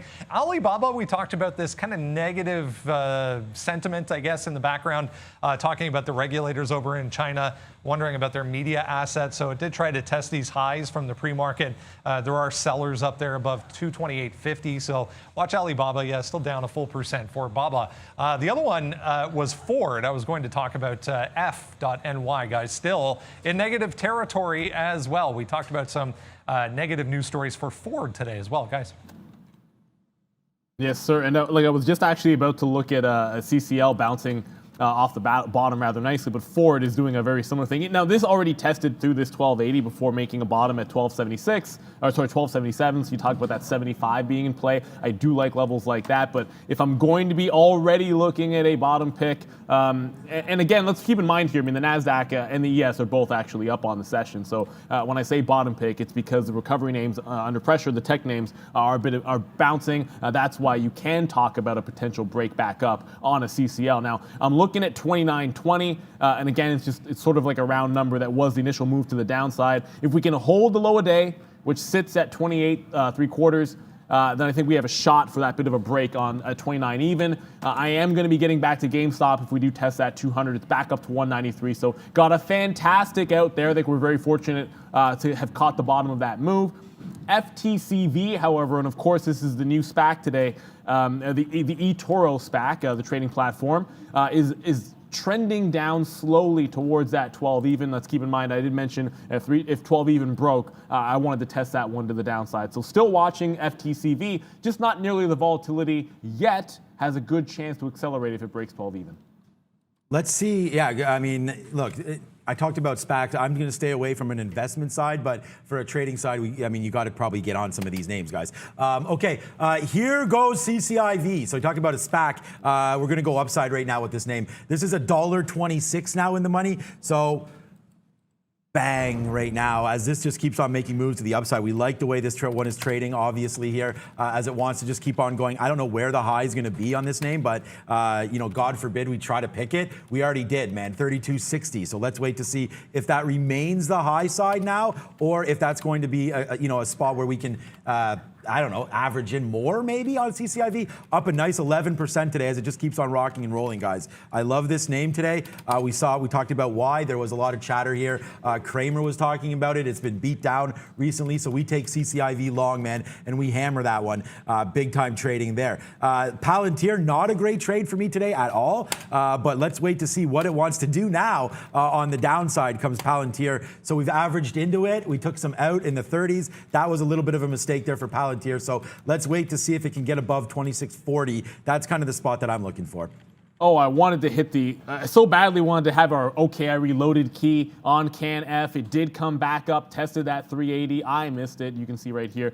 Still hanging on to Summit 75. Now, of course, it does need to actually break through 350 to get to this 335 to 340 area. That's a good profit taking. This could actually hold. You know what? In this kind of a move to the downside, I'm just going to go ahead and take it off, because if it snaps back up here, and again, if you can snap off a win 375 to 350, I'll actually get 49s there. I'll be happy with it, especially if it's going to immediately bounce. You talk about rubber band action. If it bounces back into like 365 to 370, I want to immediately fade that price. Of course, the downside risk is that if it continues down in its complete floodgates, you will have taken profit a little bit soon. But I was only holding the final 20% of the position and was anticipating there could be a quick little rebound that I could take advantage of. Brendo? Clean Spark, guys. Some renewable energy talk here. CLSK, they announced an offering here, aftermarket yesterday, but this is a huge gap this morning from 27 all the way down to 22.5, bottom end of the range on the daily chart for CLSK today. All right.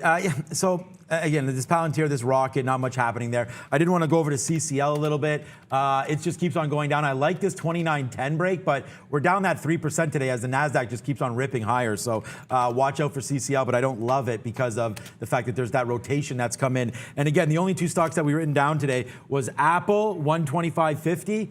So Apple right now is 127, and then AMD, that is off to the races as well. Just stupid that we missed both those trades. We're still up nicely today, so no worries on that. But we did miss Apple through 125.50. It did give us that a whole bunch of times right here. That was actually basically where VWAP settled down, but it was very, very choppy off the open, so that would have never really gone against you. I mean, it would have gone 20 cents, and then you have that huge upside. And then there's AMD today. I guess 84, held, so we could still probably get long through 84. What a surprise. That's where VWAP is right now. What's the market doing? Yeah, see, this is the thing. We're just so choppy right now. I don't really see too much of a trade here, guys. So I'm going to try to find one for you. Ride, maybe. Lordstown coming to the downside as well, off some Nikola news. We talked about that. Maybe we'll look over at Nikola, but right now, Ride down 15%. Everything's just kind of dancing right now. Let me know if there's anything you want me to trade. I'll put this back on now. BFT, okay, I see someone talking about BFT there. You guys know that I'm all over BFT. I just bought some at 12.70 up to 16.86. It gets as high as 17. Watch out, this guy's turning into PaySafe, and I love it. Yeah, I thank you for the look there, Cincy Video Guru. Gonna look at Snowflake after that little recommendation just to check out the chart. But Roblox up 3%, but hey, it was more. Made a top of 77. I saw a lot of people talking about that one in the chat, so wanted to make sure I threw it up here. Look at my 15-minute just because look, it's a recent IPO, so the daily chart's going to be completely and utterly useless to you guys. If it ever makes another push up, Wowzers, watch out for 7.9. That is the obviously the all-time high here on a Roblox, but there should be, at least I would anticipate there's going to be support around a 73 level. So you talked about yesterday in the afternoon, that was a lower high. That was a couple of sessions ago, that top. So we dip any further than we are here at 74, and I'd watch for a 73 support, but man, I'm going to be looking at 79 all day long on Roblox, anticipating if we can take out these highs, we can catch that little bit of a break. GameStop, just an update for you. If you guys follow the show, and obviously you note trading some of these stocks, it's going to be in, it's going to be out. I don't tend to hold GameStop very long. Holding it for like 5 or 6 minutes is actually usually on the longer end of things. If it does break 175, that's low of the days, I will again try a breakdown trade. Unfortunately, it hasn't been a ton of liquidity unless you're chasing it, trying to get like 173.50, 174. I tend to get a little closer to the price, like a 74.75, 74.60. Something in that range is more reasonable to me for a breakdown. I don't want to pay $1 on a move like that. Okay, we did get more into Palantir now, so our average price is 09s now on PLTR. We still have the break down to the downside, so we can still take it out if it comes back down. We'll average in and see if it gets going here. It's probably not. I'm loving Microsoft, though. This may have rocketed up to my #1 holding. We'll check on that after. Come on. Microsoft up to 239 right now. Like, so many of these bottoms were gifts. I mean, I'm glad I got Square and I'm glad I got AMD, but Microsoft off the bottom as well. This 239 right there staring us in the face. Let's check out a quick daily chart on Microsoft just to see if there is anything. I mean, we still got to go upside to 245, so there's still that to go. But this is a good little spot here, man. 238, 239. If the NASDAQ continues its upward movements, then yeah, why not? Why can't Microsoft take out at least the day's high here, which is right now, 238.90. So we're right here on Microsoft. That's a good opportunity to go long as well. But again, I'd rather try to find something that's a little different.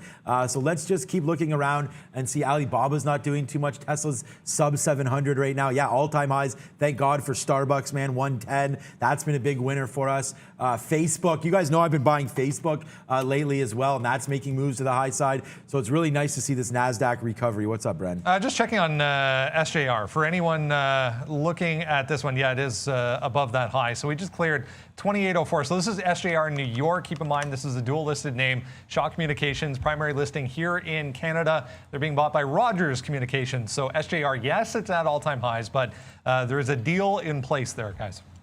Yeah, I mean, you won't see me. You'll see me actually. You will see me trade market make on some or spread trade, whatever you want to, whatever name you want to give it, on some of these buyout deals. Not on that one because the risk of a deal falling through in that particular case for regulatory reasons seems to be priced very, very high, which makes it a highly volatile here.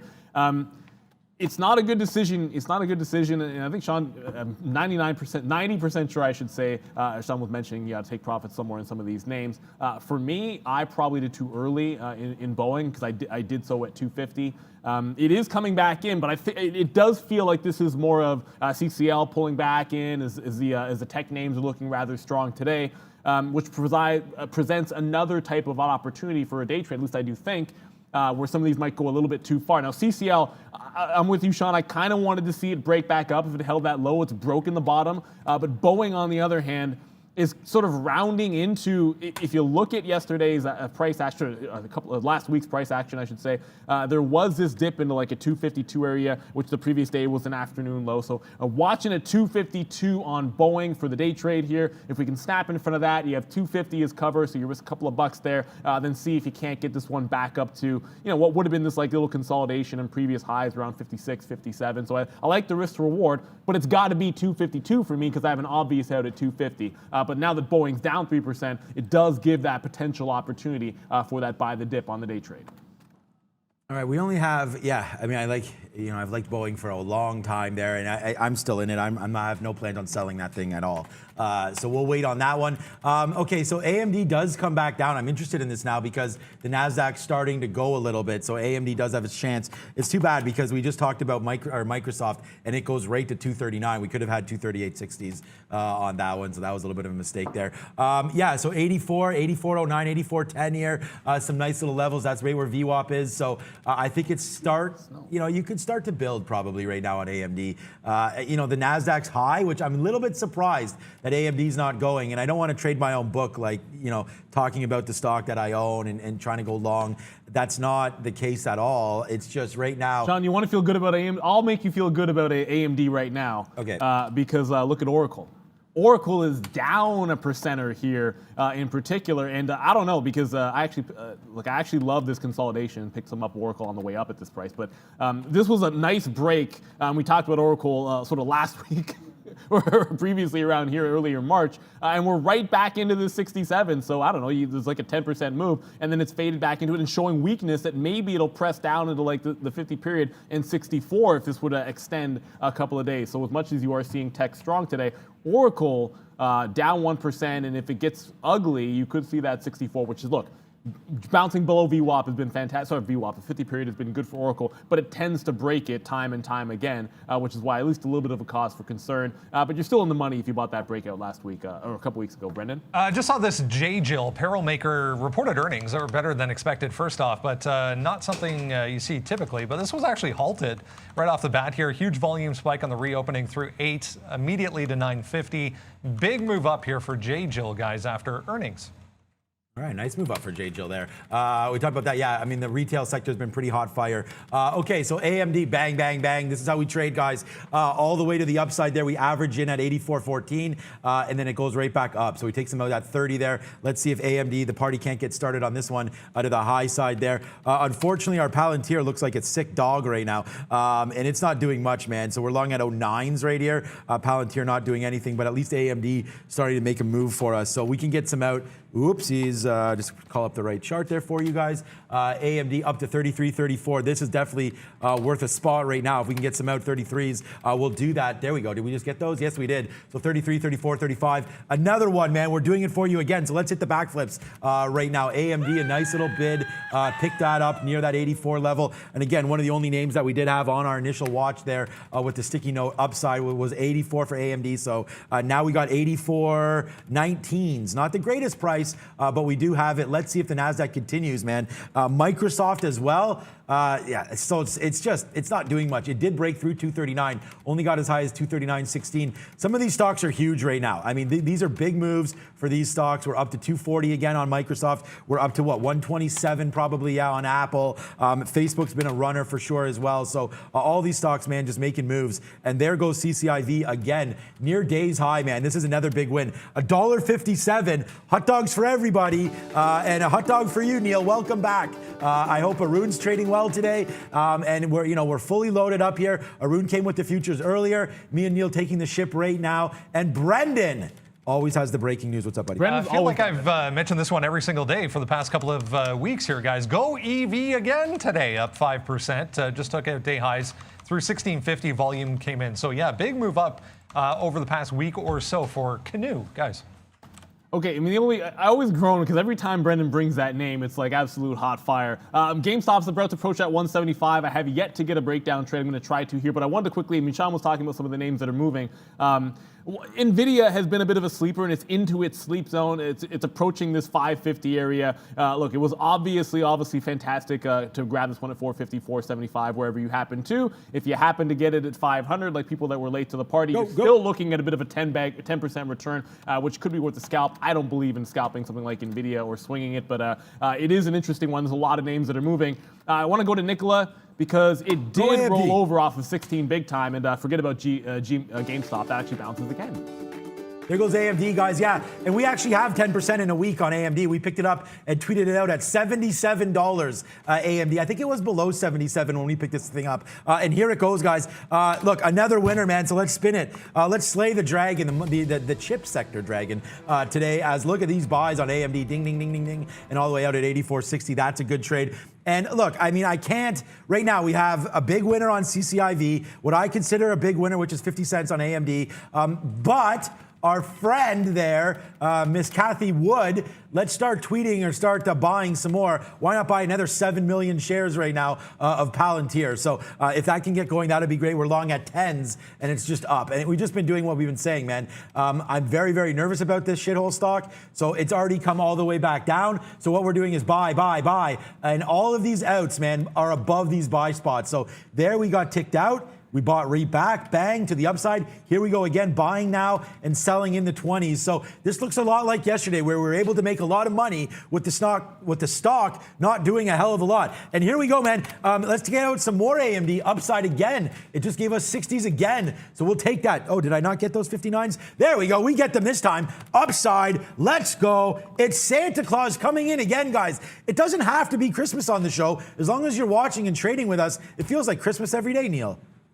Any day you can trade the market is certainly like Christmas, and why? Because the market is a gift that you can open up every single day, and it gives you something new.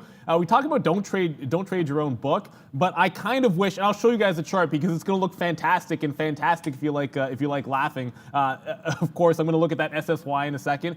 But as I was looking at that particular stock, and of course at least had some success over in CanF, that was a good short.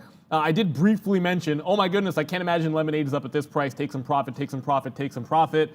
Yeah, if you would just short off that. Like it was, I'm not saying it's obvious, but certainly you did just see like a 30% bounce off of lows on Lemonade. And I know the NASDAQ is strong today, but some of these overstretched stretched valuation type names are probably going to be selling off at a price like that. So Lemonade down $5 here. I'm not saying it's going to continue because $5 is a bit of a solid move and the market is holding strong, but 108 is a level worth watching. And I promised a second ago, so I do want to show you guys SSY. And I said this last week, and of course, I'm coming back. Am I rusty? I don't know, but I'm probably always going to get wicked out like this, so I can't be too angry. I waited for the consolidation on SSY. I probably had as good a short as I was ever going to have on that particular name. But like, if I have a stop, I have a stop. The downside of this action is if I hold it, it takes out the top and then goes into a halt situation on me. Then instead of just being down on the stock and then having your one negative stock of the day and you're still up, actually two because I have sundials on the negative side after broke 163, and you're still up on the session, I would be probably blown out. And then you're like, okay, well, I'm not going to be up today unless a miracle happens if it takes out the top and starts halting up on you again. So you have to have a bit of an out. And the only thing that you can do to manage risk a lot of times is forego some potential profit. And of course, that's what's going to happen here. So I do make top wick, well, kind of top wick on that move. Top wick would look really ugly at 760. That's me at 7 even on SSY. Thankfully, we have had some GameStop, and of course, that NTAF was very good. To go into ZOM here, it's trying to catch a bit of a bounce. I would have liked it at $2. I wouldn't touch it at $2.20. But if it can't roll past $2.50, this stock on this little bounce is going to be in a little bit of trouble. It's a tight consolidation. I'll take the break down off consolidation at $2.35. I'd probably not take the break up. I'd much rather look at a $2.50 if it ever got there. Guys, I'm still hella long Palantir. So it's not that I don't like the stock. I love the stock, but it's not the day trading stock that we all want it to be right now. And that's what I'm saying about just getting out and not waiting for these home runs, right? I mean, like CCIV, this is $1.25 in the money. So it's a backflip stock, right? So we could do that. We can make some money there. And that's just how stocks are trading. You have to be very, very cautious of what the sort of the sentiment is on the stock right now. And it's not running, this Palantir, sorry. It's not running. So we have to take profits out. And that's sort of what I mean. I mean, I'm still long this one. I even have calls that expire this week. Look, I don't have a problem telling you guys my plays as they happen. It's just right now, Palantir is not doing anything. We were buying more and more shares at $23, $24. You guys know that as well. My average price is $16 right now on this name. I still love it, but it's one of those longer term plays. We've already discussed that. So my play right now, if you're really excited about something, I like BFT, and then I also like STIC. And I said that I'm not going to be into any more SPACs. I was in those a long time ago. STIC is going to turn into BarkBox. You see how popular right now some of the pet space is with Chewy ripping up, now coming back down. But I think there's a lot of opportunity in STIC. B-Dog, what's up?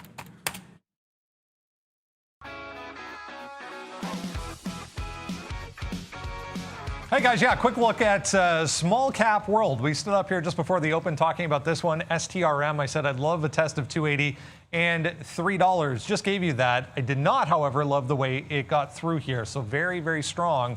Look at the volume that came in on the way back up. So tried it here out through 280. We'll see what happens at 3. I'll add to that on another failure of 3. So STRM, not really doing anything. Stuck in a bit of a range there. Top end to bottom end. SSY gave you a couple of opportunities. It was worth a shot here, I think, in the pre-market through 350. Tight risk there above 4, though. Great long opportunity all the way up through 7. It was pretty amazing on that reopening, the way that it flushed higher. Testing this one again on the downside here through 6. So let's see if we can hold below 6 on SSY. CanF, yeah, another one that gave you a long opportunity here at the open. Held below this support from the pre-market. So what was that? 390 was support just before the open there. Started holding below it, gave you a nice flush down to 350. So we're through that support now. So testing this one again below 350. So lots of opportunity, guys, and CanF as well. Back to you. Marijuana, you said. And speaking of CanF, I got to show, just because I got to cancel this order, it just reminded me, Brendan, so he looks sharp in the vest, he brings you the news, he trades as well, and he gives us some constant reminders that why am I still sitting here? This was like, I put this order in at 360 because as it flushed down, you get that big candle. I was looking at a bit of a bounce, and that's what I'm talking about. Give him the GOAT action right there, Sean, for sure, because he is the GOAT. If it bounces off of this 350, I could have taken a quick short, just looking for rubber band action. When that doesn't happen, why do I still want that? And of course, it's a little sloppy at times. It's a good price, so it actually wouldn't have been that bad a trade if I got it. But you have a certain play. If it doesn't come in, you have to reevaluate whether you still want those shares at that particular time, because that was more of a reactionary type, rebound type of play. And I'd probably short off of a bounce into 370, 375, but I'd want a better price, a little closer to VWAP. If we hold this consolidation, I was looking at this low at 335 even, so you can look at, I can look at a 325 break and give it to that 335 and have another way to get in to CanF. GameStop tightening its range up a little bit, and when it gets sleepy in GameStop, you want to be less active. I scalped it. It's now testing that low at 175. It's either breaking the low and I'm trying to go short, or it's bouncing back up and I'm playing off of 200. I'm not doing anything in the middle. Messing around with GameStop is like the active trade. For me, it's not the way to go. We like to pick our spots very closely there. FTCV, that is the SPAC of the day today. I'm fading through, I'm shorting through 12 even. Has not broken that price yet. It's gotten also very, very sleepy. So this one not looking like the best day trade in the world, despite the fact it's actually up 16%, which is not as big as we've seen some of these others on that day one, although they tend to sell off on that day.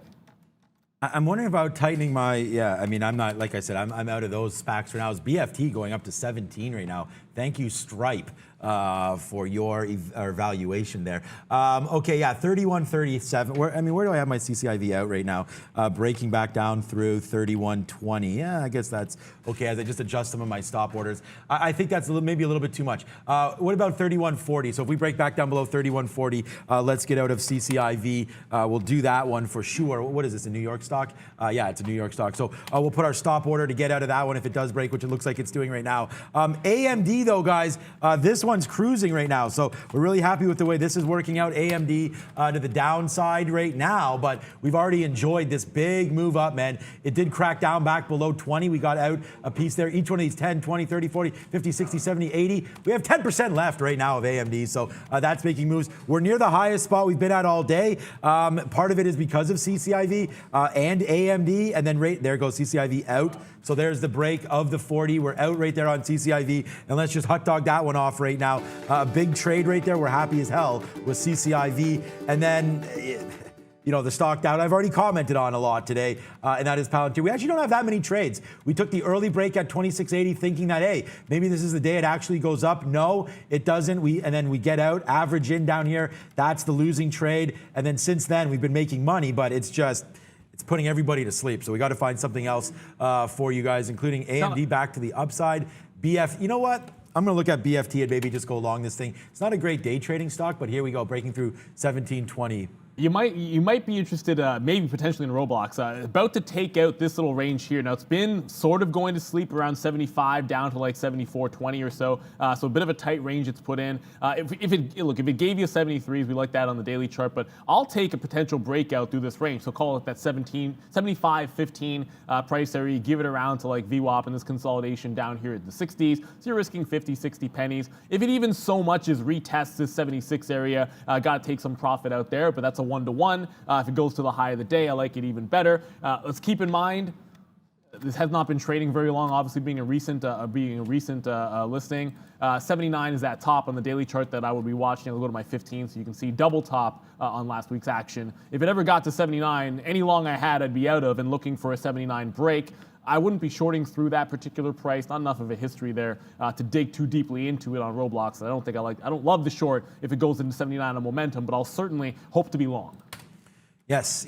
I like the Roblox. I think I just bought my kid like $7 worth of Robux yesterday. So I got to go over there and make at least $10 back. Okay, so here goes Palantir. Hells to the yeah. If you love some Palantir, finally, I mean, this is just what's happening, guys. The pin's set up again on Palantir to buy some of these bottoms. So again, not a super sexy trade by any stretch of the imagination, but we're just going to keep getting out. Like Neil talking about scalping, like here we go, man. It's 17 cents in the money here and just hopefully making its way back through VWAP, and then if we can get some love through VWAP, we will take it and then see what happens on the upside right now as it looks like it wants to go.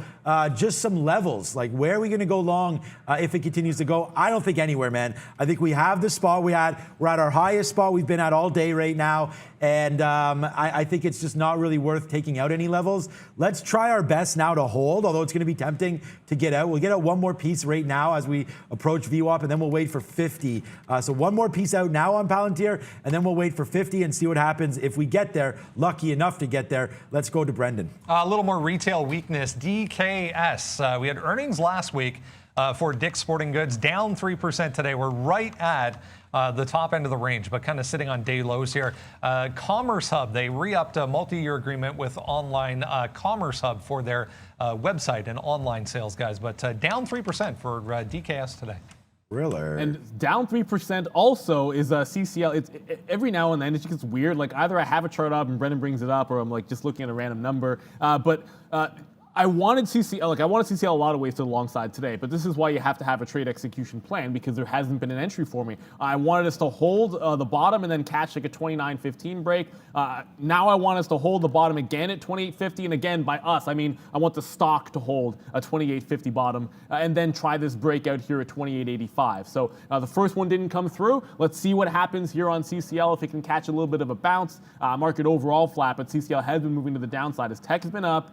And then you have seen some of those reopen names, I should say, heading to the downside. So looking to see if this is the bottom. Nice little entry point, I think, here at a 28.85 breakout. Again, for CCL, it's likely going to be some scalping of that trade. So if you break that 85, I definitely would be taking a bunch out in front of 90, in front of VWAP, and then you can try to hold the rest for a bigger move. But on this stock, you kind of like you're nuts if you're not taking if you're a day trader and you have direct market access. You're a bit crazy if you don't take profits on the way up. Just noting DraftKings, of course, the day that I think we'd get a bigger dip and maybe able to buy like 65s on a day trade is the day it's not doing much of anything. So it's holding up 1% for now. At least watch out for it to break the bottom here, and then maybe it gives you a low that's actionable. And another break on GameStop and does not fill me again. So being passive and waiting around, and having a tight entry point in GameStop has made me miss some breakdown trades. But keep in mind, guys, when it's short sale restricted and you can't catch the breaks, whether it's a 200 break, whether it's that break just now at 175, I was able to fade into this one on the way back up and take a scalp trade that way. So GameStop's gonna be a good one for me. It's just not the breakdowns that have been profitable. Haven't been able to get into them by following my risk plan, so I had to adjust a little bit and then buy on a bit of strength. So if it does the same thing again, I'd probably be looking at like a 185 to 190 area. For now, GameStop continues to fall and just got in on CCL. 28.86, so no slippage at all for that one. Yeah, no, you're not going to get any slippage No, on never- that me stock. neither. Yeah, there's so much liquidity there. Okay, here goes Palantir. So finally, guys, hot dog time. It's starting to happen a little bit here. As we're going to go upside, we have an offer at 45. This is now a 25-cent win. AMD is a 16-cent win, and we are at our highest spot we've been at all day right now. What a better time to throw it over to B. What up? It's bang on 10:30. That means coming up in 45 minutes, Chris Neville, CEO of Interactive Games Technology. Breaking news today, guys, that they're going to announce on the show. So exciting. Chris Neville, CEO of Interactive Games Technology, coming up at 11:15. Make sure you stick around for that. In the meantime, there's an hour left in the session over in Europe. Let's head over to V and check out what's going on over in Europe, Miss V. Hey Brandon, European markets are mostly positive on hopes for the global economic recovery and supported by upbeat earnings. Volkswagen, trading in Germany, is up more than 8%. After said, it's confident that cost cuts will help to improve profit margins in the next years. Back to you. Yeah, we're seeing some positivity in Europe, but still pretty mixed here, guys. It's certainly, and we sort of noted that. I mean, obviously, it's going to be mostly. I'll show you the NASDAQ here, guys, because it is the tech names that are. I mean, the tech names that are bouncing to the upside, and it's been an opportunity maybe to take profits in a few names that are also high valuation type of names. And I was talking about that Lemonade. I know Snowflake's trying to get a bit of a bounce as well, but. Despite the fact that I just got a little bit, and thank you for getting us to the 2,000, I was able to scalp a little bit off on CCL. It's down 3%. That little break immediately retraces, and this is why you'll always take some shares off on any bounce. Heck of a lot of chop in this like 28.90 to 29.10 area, where I'd be looking to get the bulk of these shares off before potentially looking at a VWAP break. But this does give me the chance, now that I've taken shares off, I can get back in at the lower end of this consolidation range, in the 75 range. And then if it breaks towards low of the day, I got a better price, I banked some profit, and it's not as bad of a trade. So that's what we try to do when we're scalping, specifically on a name like a CCL. We're trying to show you guys both long-term hold type trades, swing type ideas, day trades that are both holding and then scalping as well. So lots we can try to cover here. That's what the show is all about.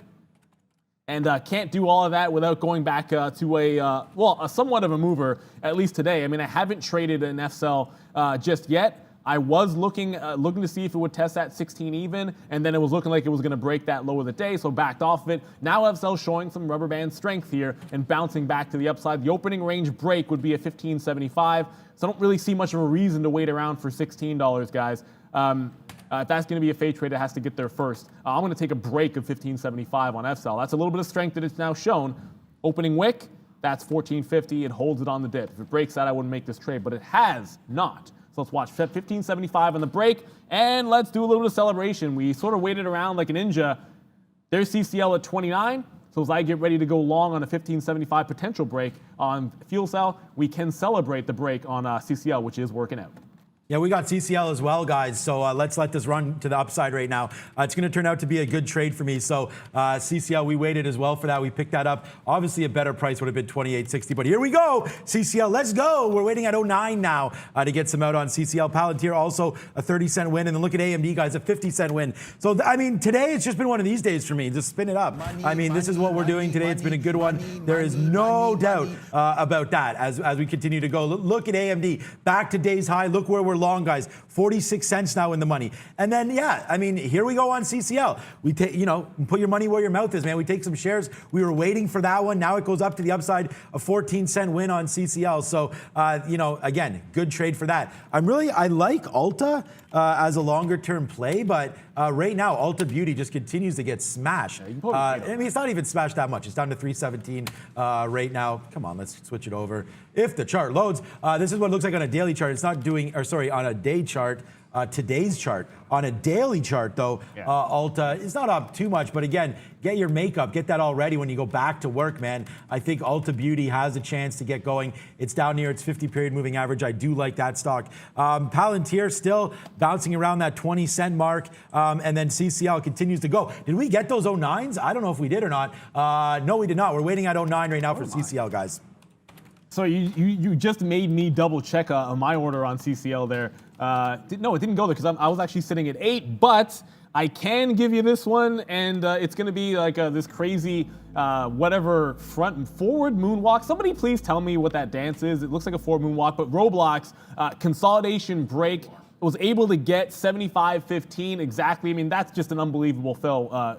So great price there. Thank you very much, Day Trade of the World. Able to get some out quickly in front of 75.50, some out in front of this little chop here at 75.70. So I'm going to hang on. If we can make a push to the high of the day, I'd look for a top end break. There's no reason why I wouldn't take shares off in front of it. That's the style of trade that I work with here. If it does, at this point, now that it hit 2 target points, if it breaks back below this VWAP here at 74.80, I'm not going to give it any further than that. Obviously, when you have a profitable trade, I never want to turn a winning trade into a losing trade. FSEL just broke into the long side as well at 57.75. I just got 78s in, so that adds to my long positions. Got to find something to short. It feels a little weird here. Yeah. No, don't let it feel weird. I mean, this is a bull market, so you don't need to short. Up 1.52%. Oh yeah, let's check in on that poll that we have today that I had yesterday. Actually, let's just see how many people have voted. It was a 77% bulls. So it's still 77% bulls. We are now up to 741 votes. 77% bull right now at these current levels. 22% bears. So I'll drop the link. You guys can head over there and vote for that if you want. At these levels, I mean, I'm still a bull. I keep buying, but I'm buying at lower prices, right? Like we just talked about buying recently last week. AMD, we bought at $77. I mean, look where this is right now. And we bought Square at $212 last week as well. So these are all some nice little wins for us on the upside. And we bought some Palantirs in the 22-23 area, and we know where that is. What's up, B? More deal news today, guys. Anchiano Therapeutics, ChemoMab, picking up Anchiano Therapeutics. So this was already announced, but shareholders voted. They approved the deal, so it's up big on that today, 55.5% for ANCN, for anybody wondering on that one, guys. Yeah, I mean, always pay attention. If you know in advance some of those shareholder vote dates are going to be important to you. I just want to get to feel solid. I talked about that 16 level a little bit before. So when we broke out the opening range high, I try to scalp some off in front. I do get one leg out for a quick 10-cent scalp, and I was looking for 20 on the second half there. I do favor buying a bit of a shallow dip if it goes to 15.50, but not too far. If it goes down to 15 even, that's almost like a bigger trade that you have to concern yourself with. And I just want to show you this little battle waging right here. I don't know if you guys quickly caught that, but there was both sides of the bid offer, like 40, 50,000 shares. I tend to stay away from that kind of nonsense. Let it trade away from that price whenever you have a little battle like that. I'm not going to speculate on which one was the more legitimate order and who's going to win out. But this is why I like the scalp. I favor the scalp trade. If it goes any further, I like a 15.50 dip buy, but I'm not holding it past the 15.50. I think you can catch another entry point around that 15.20 area, which looks good to me. But we're going to the upside on CCL. So obviously it just got to view off. So I did get that 08. I'm still hanging on to a little bit of this position as I almost spilled my coffee there. If we do get this push, it needs to go through this little 29.20 area. This was a dip and then a bit of a bounce play off of the open right at 9.30. It breaks through that. I think we're on the way to that 29.50, which would be a fantastic profit center. So first things first, I'll probably sell some in front of that quarter, then the rest in front of 29.50. CCL, great bounce play here. Was down 3%. I mean, a couple of times we mentioned this one to you. I think we both waited to catch that little bounce. Market strength finally finding its way over into the cruise names. Yeah, exactly. So we just waited for that. I mean, and that was a good one, man. 28.90 there, we bought it, and out, and bing, bing, bing, bing, bing. And now we have about half left of this trade. So, good one there for CCL. It just continues to go. I think, this is a good area, man. 38, 40, something like that. If we can get out there, that would be fantastic. Check back, Palantir not doing anything, so that's why we got out. We talked about getting out some in the 40s and 50s. Ding, ding, there it is. Hits us out there on the upside as the NASDAQ just continues to make moves, man. Let's check out back on Rocket Companies. Not doing anything. I still was hoping that this thing would go. Beautiful little bottoms there. I wish we would have noticed that. Again, just trading a lot of names. AMD 40-cent winner, CCL 20-cent winner, Palantir 40-cent winner. So right now we have those on board and we're looking for more. Only it's going to be one negative stock. We did lose on AMC, and then Palantir will still wind up negative on. AMC's just fallen down. We took a shot early. It went in the money for us like 10 pennies at most, and then it dropped down below 13.20. That's where we got out of, I think 80 or 75% of all of our shares, and then we got out of the rest when it did break back down through 13. So that was a big move downside. And then since then, man, it's just building some bottoms and not doing much. I don't love these trades right now, but again, this could be a decent little spot for AMC. So let's just wait on it. But right now, what we never want to wait on is Brendan, as he has sector watch for us. Kill him, Bren.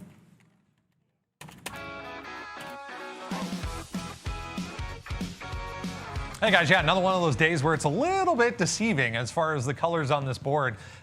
We are positive on the overall market, 0.27% for the S&P, but if you take away this and you take away this, it would be a pretty negative session. So this is the tech group.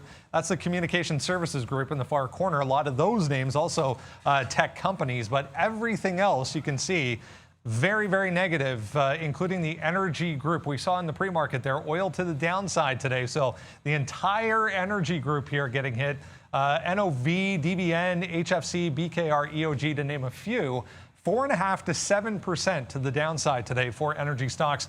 Material stocks there as well, also significantly negative on the session. This is the industrial sector. So we saw some of the airlines popping up as very positive yesterday. Not the case today. Southwest leading downside right now, 1.8%. Delta there, 1.8% as well. There's AAL and UAL. This ALLE, the only one having a positive day so far, up 3% for that one. Financials leading as far as negativity is concerned. The entire group, once again today, this is the same as yesterday. The banks, insurance company, and diversified financials all in negative territory. Strength from the tech group. We mentioned Micron already today, 5.8% leading the way. AMAT right beside it, 5.7%. It's, I mean, all the semiconductors. Intel, Skyworks is there. QCOM at the bottom. They're all very strong. Moving higher to the downside. Some of the hardware equipment makers in negative territory. Western Digital and Apple really the only ones that are not. 1.7% today so far for Apple. Just want to point out Starbucks still having a nice day. We talked about that as well. 2.6%. But yeah, you take away this and you take away communication services, we're probably decently negative, guys. It is a positive day so far. Back to you. Yeah, I mean, you're not going to have every sector moving around, but you got to pick the right ones, right? And we've been dumping out of some CCL here as it comes right back to the downside. We had a lot of shares, so it gives us the opportunity to get out like this. So let's just put the money in our pocket. We're at our highest spot. Like I said, we've been at all day with 0 LFT, so lost. That means lost from top. Oh, there was a question here. JR, I guess. Sean, talk about the TA for viewers at present. I don't know what that means. So, you know, let's figure out what that means. TA, if you can figure that out, guys, and let me know, whoever that was. Roblox mooned. I don't know. I have right now, I'm waiting for Roblox to go up. It's bouncing today. Oh, man, it missed my price. Damn it. Right there, that's a mistake. I mean, oh, man, this 75 break, I have a bid. It's sitting there right now to take a few hundred shares there on a 75 break, and that would have been monstrous, and that would have put our day, you know, much better than it was today. Not through the moon or anything like that, because again, recent IPO, it's not a stock that I want to take thousands, but definitely hundreds of shares there on that break. Missed opportunity right there. Oh, like that's crazy. I crossed up to 16, so it'll be interesting to see what happened there. Looks like it went all the way to 60, like in 1 minute. So yeah, I don't know. I must have missed that 16 print. I'm your Huckleberry. That's what that was. So go ahead. Yeah, I mean, it did make it. Obviously, it's going to turn around here, but it took some out in front of 76. I actually thought we'd extend closer to the high of the day in Roblox. And maybe one day they'll give you Robux instead of like a dividend. That'd be kind of interesting, because how many people would have to flood to buy the stock to satisfy their kids if that ever got announced? I want to come back over to SSY. I could give the stock a name, but I'm not going to do it because it wouldn't be appropriate. But either way, I'm going to be out of this one, and of course, it's going to be pie in my face.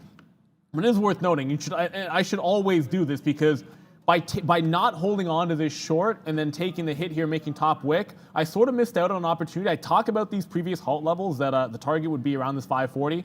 Look, halted to the upside, low on the reopen of 540, bounce on the initial move down at 540, and then you look at when it takes out this price. It's basically been holding it the entire time. So a couple of things we can do here. One is if we actually have held 5 even and this 85 is going to be good to go for the rest of the session, that's no guarantee. Then you're looking at a 450 breakout trade at some point.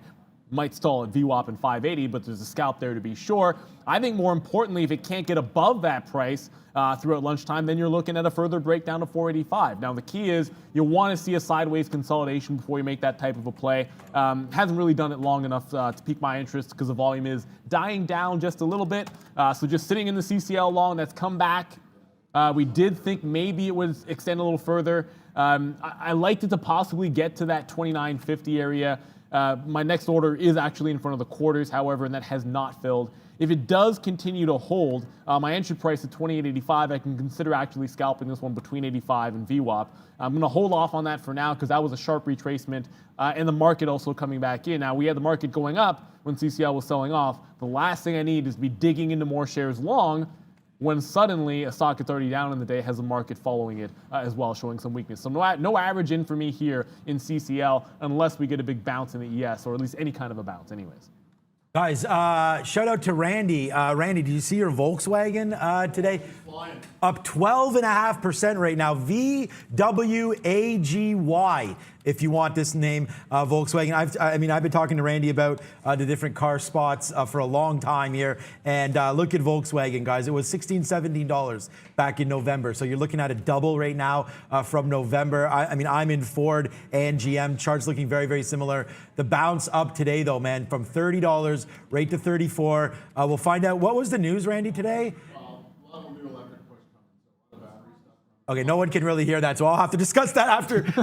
Yeah, maybe if you want to go talk, we can do a quick segment with Brendan on the desk if you want. But yeah, some new news there on Volkswagen. We'll get that more in the chat, and I'll bring that to you guys. But thank you so much, Randy, for that. He's either got to get a mic on or sit with Brendan or sit beside me. But right now, Volkswagen, the upside, you guys talked about looking at that. So there it is, a big move. And as far as the daily chart is concerned, remember it's pink sheets. That doesn't mean anything. I mean, obviously on a day like today, there's lots of liquidity here, but it is fading back in. So just let's watch the 33 even level on Volkswagen. Congratulations to Randy. He's been talking a long time about Volkswagen. So there you go. Winners from me and winners from Randy. What's up? Yes, sir. And Randy, a good sport. Of course, also ringing the bell with a hammer because he gives you some laughs as well. We love the kid. I'm calling him a kid, but it is what it is. We have fun. He has the heart of a kid. Fuel Cell is showing some heart itself. That breakout trade, there was that sharp pullback. It went into like a 1580 just now, but it managed to hold my breakout price there at 78. I do want to see it test, and I'm going back into the pre-market here because it was a monster flush off of 17 even that had a rebound into like 1630 to 1650. So if it gets into that price and roll over, I'll take the 70 cents off. So scalp long in CCL works, the scalp long in Roblox is working. The scalp so far as well positive on Fuel Cell, and I'm going to tighten my stop so that it can't turn into a loser. I'll give it back to the 65 area only because I've gotten greedy at this top. It's broken 16 and held at like 18 and 20, so I don't want to have that be a sharp pullback, and that 16 is more resistance than I anticipated, and then I don't bank at least a little bit of something, or throw it away, giving it all the way back to 1550. For now, let's go to Miss V at the big screen. Hey Neil, Rubius Therapeutics is up around 11%, also get 2 updates today and hit all-time highs. Back to you guys. That's a Ruby. You're going to have to check that one out and make sure I have the correct listing for it before I give you guys my insights on it. And I do want to get to it, but I have to come back to Roblox here because it's a live trading show and we are managing real trades. Roblox just rolled right back into this little VWAP here at 75. That's a sharp move in there. If I can pick something up, it's going to get some shares just now at 75.13. My original entry price was right at 15, but if it holds this VWAP, I already have my stop at a 74.80. So I'm going to buy that dip if I can. If it bounces here, I will scalp in front of this like 76 area, which I did the first time on the way up. I'd probably just take some off for like a 40 or 50 cent win and then see if it can't continue to bounce towards those highs. So in real time, what was moving was this Roblox. I want to make sure I got that trade in here if I can for you guys. It's been mostly a long day for me on the momentum plays. There were some short opportunities, but on a day where the market is up, certainly finding some of these longs to be a heck of a lot easier to play. Yeah, we just punched long into Roblox right now. We'll use the bottom here, same kind of thing, 74.80, 74.90. We'll take that long right now, and why not? Let's see where it goes. That's Roblox. Okay, CCL backed out. We took some out there, 95s, back up to 99. So we're just getting in and out here. Not in and out. We're getting out one time. And no, someone said you never heard me mention Volkswagen. No, I never have mentioned Volkswagen. You guys know the names that we're in. We're in GM. We're in Ford. We're in. I mean, GM doesn't look as great. We could check out. I mean, I'm in this one at 52. So, or no, it's 48. 48 or 52, I think I bought twice. I'll double check that for you guys. You guys know that we've been talking about GM. Yeah, so it must have been right here, 48. So I think I'm in at 48, and then I'm in at 52 on some of these bounce backs to this 50 period. So that's been a good one. And if you go back to November, although it's not a double like Volkswagen is, it's close. It's $34 up to 60. So a nice little bounce there for GM off of those November lows. And if you go all the way back to September, then you're doubling up on that one, let alone Ford. Bye-bye, Roblox. A nice little 25-cent win, or sorry, 50-cent win for us right here, depending on the spread. Let's see what Roblox, yeah, see their spread opens up. Let's see what Roblox gives us, and let's see what Brendan has also. Yeah, speaking of the EV space, remember this one from yesterday, XPEV, we talked about $77 million in funding from the provincial government over in China from their location. So we did get above that high on the daily chart there, 3670 area down here from yesterday on a big volume spike, guys. For XPEV moving as well again. Yes, sir, and why not? We'll crash the plane for a little Roblox. And of course, it's been a couple of opportunities here, but there's a dip off you off. I'm going to take that scalp off in the 60s there, sorry, just above that 75.50, able to take almost like 50 pennies. It's like 40 and change. It doesn't 46 cents. It doesn't really matter what it is. I just like that consolidation. I still want to see it break through 76. Take the rest of the shares out at 76.50, but you get that little breakout style trade. It even gives you the dip in the VWAP. That's about as good as it's going to get, and it gets even better because we get to go to Brendan for Money Talks.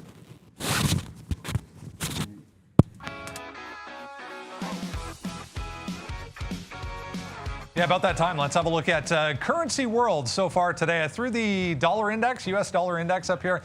Put this line on this chart, 92, about a month and a half ago or so. Big pivot. This is a daily chart, so support, support, support. We break, we're back to resistance. So this is a key area for the US dollar ahead of the Fed, obviously tomorrow, that everyone's going to be paying close attention to, but higher nevertheless for the US dollar index. So you're going to see a lot of red numbers here right across the board. Nothing huge as far as the movement, but the euro, the British pound, the yen, Australian dollar, even Turkey here to the downside today. Canadian dollar, the only one again today standing out as positive, just slightly though. We're back to 80.2 for the CAD. It's been a long time since we've been up this high. Bitcoin 1.5% to the downside. Ethereum, Ripple here standing out as positive up on the day when the rest are down. But yeah, US dollar worth watching going into the Fed tomorrow, guys. Back over to you. Yes, sir, and of course we are going to be waiting to see what does come of that dot plot with the Fed. Certainly, you could see. Look, and again, it's not saying that some of the members are for sure going to be open to some to hikes potentially in 2022. Watch out for that. But likely to be more willing to hike in 2023 than the previous number, which I believe was 7. So look for that to be a big change. Here comes, and again, it doesn't really matter where you get out of this Roblox. It's just noting the fact that it's had some trouble bouncing off VWAP and stalling at 76. I want to make sure that I'm rinsing and repeating if I can off of this level as many times as we can. So that's going to be a good trade. But I'll go back to CCL for you guys here. And it is what it is. You know, it comes right back into this like 28.85 area. I did want to hold off on buying that dip. I sort of gave you guys the look that I wasn't going to be loading back into this position to average in. If it gives you maybe something off of like 28.75, I'm now holding literally 10% of what I had onto the long side. So again, if it gives me a consolidation, that's a much better way to play. But I don't want to jump in front of the sword when it just failed at VWAP. This was also a bit of a dip support area at 29.20. So anticipating that you could see that is important. To get back to that Ruby, they got a couple of upgrades, but it's really just that story yesterday of the cancer treatment data that was positive. Over on the NASDAQ, of course, there we go. The volume just picked up. Now, this wasn't on the radar for me today because I want to see if it's a day 2 type play, where's the volume at? It was doing nothing in the pre-market. That's why I wasn't too involved with even thinking about it when I went over some of the names that moved yesterday. If it were to test yesterday's top at 38.50, that would at least give me some interest. It's sort of in the middle of nowhere. It's no man's land, right? So you have this little afternoon top at 32.75. normally a level I'd key off of. That's already broken. So if I'd been asked about this one and looked at it at 10 o'clock, yeah, I probably would have been shorting this level here and maybe had some muted success before losing on it. Probably like even because you scalp them up for a winner, hold the rest for a loss. But now it's hands off until it makes a test at that 38.50 high, certainly showing some strength. The fact that you're going to pull back in, hold most of that gap up price, and then this 28 level, which was basically where it held in the aftermarket in the afternoon. You had one little dip down, and then it shot up after that, consolidated higher. That's a lot of signs of strength. So I would not be touching it to the short side unless it tested that 38 area. So this looks like a pretty strong stock to me, at least on my read. I wasn't trading it yesterday, of course. I had the day off, but that's a decent looking chart on day 2, guys. Put this mic on. We went and got some fruit salad. So there it is. Today's fruit salad brought to you by pineapple and what's the no, not mango. Those are cantaloupe. What the hell is wrong with me? I love cantaloupe. We actually just bought some cantaloupe on the weekend. So good, tasty cantaloupe. Get your cantaloupe for you, nice and fresh. Okay, Roblox right now, guys. Money. Just coming pouring in right now for us, breaking through 76. Let's just see, man. Let's get a little piece off right now. 94 again. We just took some off 90s. Now we're in. We still got on board 40% of this trade. So hells to the yeah on everything. We're at our highest spot again now as we get that out. Just piling on, man, stacking the cash today. It's been a big day for us, needless to say. Okay, AMD 50 cents in the money right now, as well as that's cruising around the top. I just want to see this break. Obviously the NASDAQ's up 1.6% right now, so let's see if that continues to go. It's unbelievable, this, and then we've taken out. This is why we get out, man. We got out of our Palantir. We're super light on Palantir now, down to 10% only of our position left. A little bit higher, like 12% left of our Palantir position as we get them all out. The majority of them out right there. It breaks back down below VWAP, and we get a little bit out there on that retest of VWAP. So right now it's just Roblox time, guys. I mean, we're celebrating that. That shoots up the board here for me. One of my top stocks here. So we'll see if that one just keeps on ticking through. And yeah, all good. And then check out Microsoft too. We gave you that one through 239. Unfortunately, I didn't take it, but that's working its way higher and higher. And then Apple, like the only two stocks I wrote down today, Apple 125.50 you could have had, and AMD 84. I just didn't have either one of those. Well, we have AMD, but we missed out on this Apple move up to 127, Brendo. Another one that's been on a tear off of earnings, guys. We talked about GoPro way back on this day, the last time it got back to 52-week highs. Here we are again, 52-week highs for GoPro. This is 1, 2, 3, 4, 5, 6, 7 now days in a row to the upside for GoPro. Nice move. Well, that's good if my estimation is correct on that to the long side. Not up 7 days in a row is GameStop. Certainly not up after yesterday's action. It's going to be down again, but once again, it's found a bit of a bottom. That last 175 break has turned out to be a temp low. We did short this one off of like a 195 to 200 area once. Now it's consolidating below that price area, so it looks like there's still some resistance in that 195 to 200 range. And the reason I'm not saying 195 is because it had to break that level before being good the first time, and the same thing has happened here. It's busted 95 at least one time and still holding the range. So I think 200 is clearly a bigger resistance point for GameStop. We've seen this thing be good to the breakout style trade. If it holds above VWAP here, probably looking to test that top, and it can't do it without a 200 break. It didn't have much luck. I didn't have much luck getting entries into any of the downward breaks. That includes 200. Maybe it'll be different on the upside. So I'm looking for 200 to the upside for that quick little scalp trade. Definitely into that opening range high, which is like a 212.70. I wouldn't be holding through that. I'd be 100% scalping out before it even got to that price. But GameStop, down 12%. Possibly catching a little bit of a bottom. It's been a weak one on the day. Fuel Cell is down 7%. It showed some signs of strength. I got a little greedy here, trying to hold for a bigger move into 1630 to 1650. My long is at 78s. Like I mentioned before, if it's now breaks 1565, I'm gonna tighten my stop up here. I had it at 50. I'm moving it to 65 now. I don't want this to turn into a loser. I want to be able to play a VWAP bounce if I can and make it a separate trade, guys. So should I have gotten out at 1625? Hindsight says I should have taken 50 pennies, but I liked it at the time for the hold. I'm still holding it now. It's still basically at the money, so it's not an unsuccessful trade, just adjusting my expectations now that we're hitting 11 o'clock.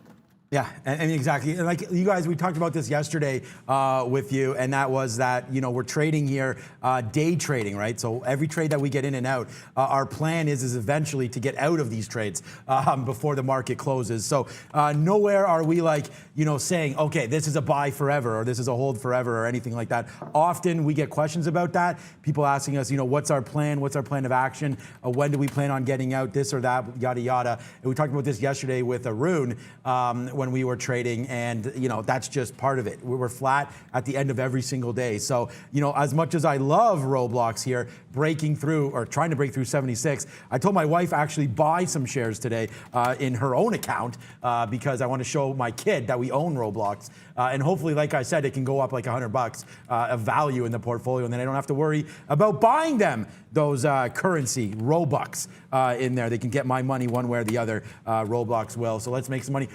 And that's what I was saying, guys, about Rogers, right? Like, look at this, RCI.B, right? This is my largest Canadian holding, and they pay it depends where we're at, but pays like 4 or 5% dividend, right? So if you throw in here 10 grand, and I know that's a lot of money for some people, so maybe it's too much, but you're gonna get $400 a year just in dividends, basically, out of that, right? And so it's a pretty steady stock as it goes, Rogers Communications. It's very similar to a Verizon or an AT&T for any of you guys over there on the south side. It's moved a lot this year because of COVID, but basically, this is what I do, man. Pay your own bills with the dividends. So I forever have that free roll on the cell phone service and internet, cable, whatever. So there you go, Rogers, and a nice little move. They're involved in that Shaw deal, so you've gotten a nice bump up here, up to 63, 64, 65 even yesterday. So RCI, although capital has been depreciated a bit today or this year, as you guys know, some of these value stocks gotten hit, but now Rogers making its way back up. What a great bottom these are. I'm also a holder of Enbridge, guys. Yeah, Enbridge, certainly another good name here on the north side of the border. GameStop, 197, so still looking at that 200. We're not quite there yet, but it is creeping up, so I want to make sure I don't miss out on it. That FTCV, I actually have canceled my stop order to go short through like a 12 even. The stock is just entirely too sleepy. It's not that it might end up being a decent trade, but it just feels like there's far more better names that are actually moving on the session that we can take out. That's what you got to do around here. Like, we're here, to show you live trades and show you what's actually actionable. I don't know. That actually, I'm not going to say that again. That's terrible. And we're also making buffoons of ourselves every now and then by talking and trading all day long. But again, it's about what's moving. It's about what's actually going to be a good trade for you guys to put on if you're short-term trades, if you're going to be active. So I don't want to get you guys excited about something on the watch list, which isn't as volatile as we were expecting. So we'll give you updates on that. And we'll throw over to Brendan anytime there's breaking news. Just seeing a couple of headlines here, guys, both on Apple and on Google. Looks like they're both making moves to reduce their service charge for developers in the App Store, previously 30%. Looks like Apple has already done so, moving to 15%. Google apparently to follow suit. This is on developers that make less than $1 million in revenue per year. So this was a big story last year, if you remember, guys. Okay, here we go, guys. It's hot dog time. Roblox up and away, up to 76.50. And you're probably right, Kevin. Maybe I shouldn't tell the kids that we own this stock because then they'll be like, "Hey, Daddy, you make money trading, so send it that way." Yeah, you might be right about that one, Kevin. Maybe a big mistake, but hey, a big time winner right here for Roblox. And we only have 20% left in at 75.30 there. We missed that initial bump, but we take it again right there. So 75.30, bang to the upside, and now we just let Roblox go, man. A big time winner. I'm also going to tweet this out just so you guys can see. I mean, we talked about protecting that 75 area, and it's all about education, man. So there it was, and a big win for us. Obviously, I wish I had more shares, but hey, now I can buy Roblox for a while for these kids just off this. So let's wait to see what happens now. Roblox going to the upside. We'll see about taking out this 77. Next stop, all aboard. Yeah, I mean, like I said to my plan, I've gotten out of it because I look at that top as a top break, and because I want to be involved in a breakout at 77, I'm going to be out of the short, out of the long at that price. It's not that I'm going to go short through it, but if I'm going to be considering a level like that, I would much rather play off of 77 if there's any size there. I doubt it. Than short off 79. I mean, I'm going to be taking probably both of these breaks at 77, but 79 is the double top that you saw on day two. That looks like it should be hopefully a really good level. probably giving you a breakout trade into 80 because 80 is psychological, and then maybe even getting the 80 break as well, or holding some 79s and adding through when 80 goes. Either way, if we take out those tops and head towards those prices, I got to be involved in Roblox. Those are great areas to be looking at for a day trade. So profit taking for me, the next trade will be the breakout at 77. Someone asked, why would I get out of fuel cell? That's a great price. I'm like, yeah, maybe it is a good price. And actually, I'm not going to flush away from it because I got to get back over to Roblox, which could break right here. But we're day trading, so any slight dip, and I can always buy back into it, guys. And that's one of the things that we try to tell you guys. We are making day trades. So of course, if I anticipate it's a better trade to get out and take profit and get back in somewhere else, I'm going to go ahead and do that. So even if it applies to getting out in front of 77, anticipating it could fail at that price on Roblox, and then maybe you can buy a dip at VWAP later on, same thing would apply over to fuel cells. So that's what we try to do here. We try to educate you guys as to our thought process. It doesn't mean you have to have the same style, because maybe you're not as active of a trader. Maybe you're not on a prop desk like we are. So showing you guys what we think. My next trade in Roblox, very likely to be a 77 break, but hey, I guess it wouldn't be crazy if it was defending 75 a third time. Nope, would not be crazy at all. We're going to wait. 77 and nice out there. As I choke on a piece of pineapple there. I'm okay. Don't worry.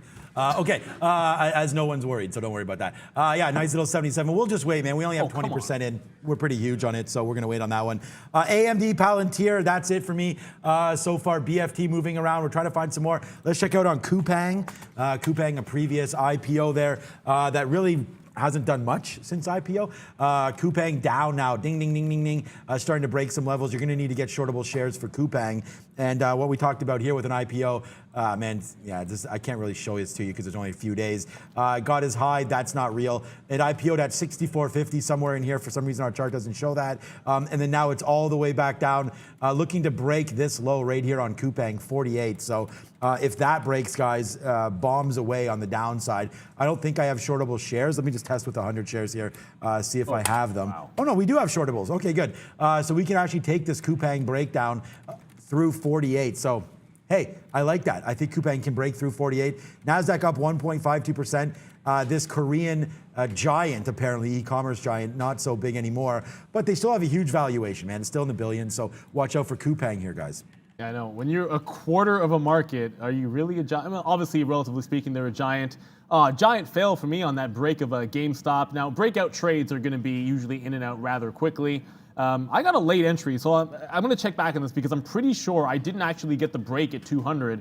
I got it when it snapped up and came back into the downside, which is why the actual fill looked a heck of a lot uglier at the time that I got it than maybe catching that initial push, being a dollar in the money and taking a third off for that, which I usually would. But there's a push. It actually gets you to 205. Unfortunately for me, it's basically a flat trade. So again, the only money I have is going to be on the short side of GameStop.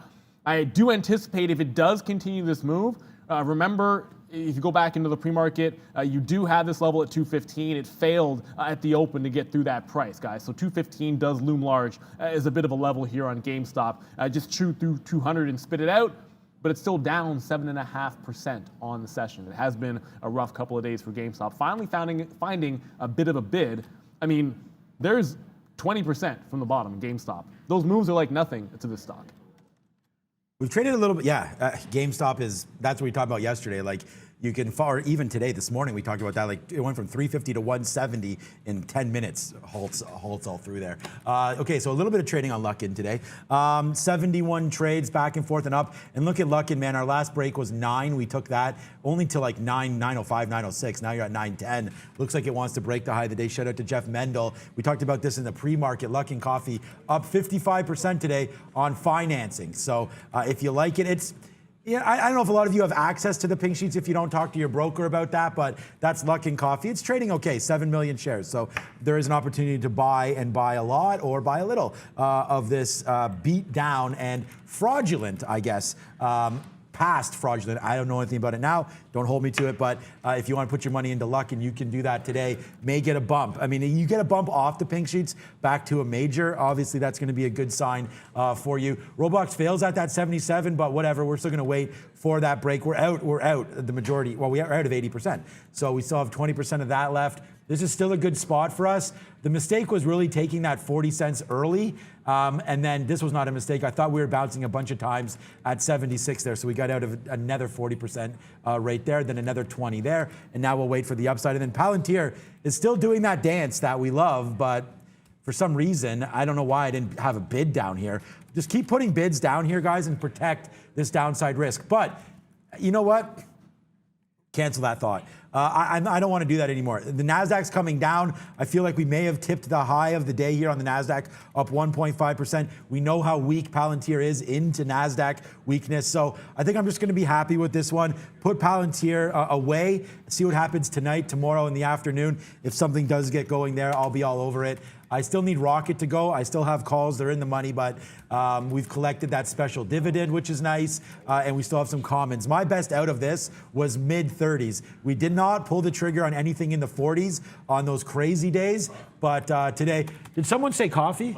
Yes, please. 1 milk. Thank you, my friend. What's up, B? Check is not up today. Check downside big time. Remember, this was that huge mover from yesterday. It was mostly in the pre-market that we got that move. It kind of faded throughout the session, but down big time. Just saw almost 20 million shares on this thing again today. So great fade opportunity, but bouncing back up through 250 here for check, guys. Yeah, from one that was a big mover yesterday and still again today. Storm, STRM. This one, actually, look, it's Streamline Health, but I'm calling it Storm because it's the ticker, obviously. Brendan bringing this one to you guys, both on the last name on our watch list, but also I believe he was looking at to trade this one. Trying to storm the gates to this 410 pre-market high and failing, rolling over hard. I mean, as it approached the high, I was like all over it. I'm like, okay, get to 4, get to 4, get to 4. Then stalled at 385 to the downside. So if I have a level that I'm watching and I was willing to take it, and I usually will take this before the pre-market top, but it's got to be a reasonable risk. I mean, certainly I probably would have had some in the 90s. It just didn't get there. You see that sharp turnaround, and this is what I'd rather wait for. Instead of just averaging in and averaging in on the way up, I much prefer to catch it in front of a level that I'm more secure. I know where I'm wrong. I can get in and out. Still might even hold VWAP here at this 330 level, and if it consolidates off of call it like 320 to 335, anywhere in that range would probably be good. You have all kinds of a chance to retest the top. And if this thing takes out that pre-market high 411 without actually failing through that 320 area that I just mentioned, now that could be one of those afternoon style runners because this was all kinds of volume to the upside after the open. It was flushing all morning long and lighter volume and then just bouncing hard and almost doubling from those like lows at 10 o'clock, guys. So STRM, it's on the move. I probably missed my one shot to fade it. If it does hold this level and bounce to the top, it's looking like an afternoon break. Okay, Palantir, I see you right now. So we'll get some more out at 43. I mean, look, normally we ring the registers at 50, 60, 70 cent wins. We're just going to do it. This is another 30 cent win here. It's just out. Like, this is how you know, like, I take decent amount of shares so that we can do this, right? I mean, it just gives us the opportunity to get out. And then we're protecting 26. And it was actually this low, 25.95 there. This looks like, look, this is a hit when we got out, but it's really just a 10-cent hit because we got right back in. So it's that looks nasty, but this is the hit there. And then about the same minute, I was like, no, that's not the way I'm gonna trade this. And then we got right back in there. So we'd never want to get that bottom wick. I know that's happened to Neil a couple times and it always happens to me, but I've learned, man, when that happens and you still believe in the stock, I just get right back in. And so, okay, right up to 26.50 there, that probably was another spot to get out. But remember, I got to let something run a little bit just in case Palantir finally gets that juice behind it. We want to have something on board. So that's what we have on board right now. And then AMD is the same thing, up to 84.85. We're waiting for that to do something. We like that name, but AMD still needs a little bit of work to get through 84.70, up that 2.3%. Neil talked about missing NVIDIA at 500, but we didn't miss this thing at 77. So that was a good long for sure for us. Oh, yeah. So incorrect, Sean. I talked about missing NVIDIA at 470, and then if you get it at 500, like late suckers, you're still in the money at 10% there. And it's not a horrible place to take profit.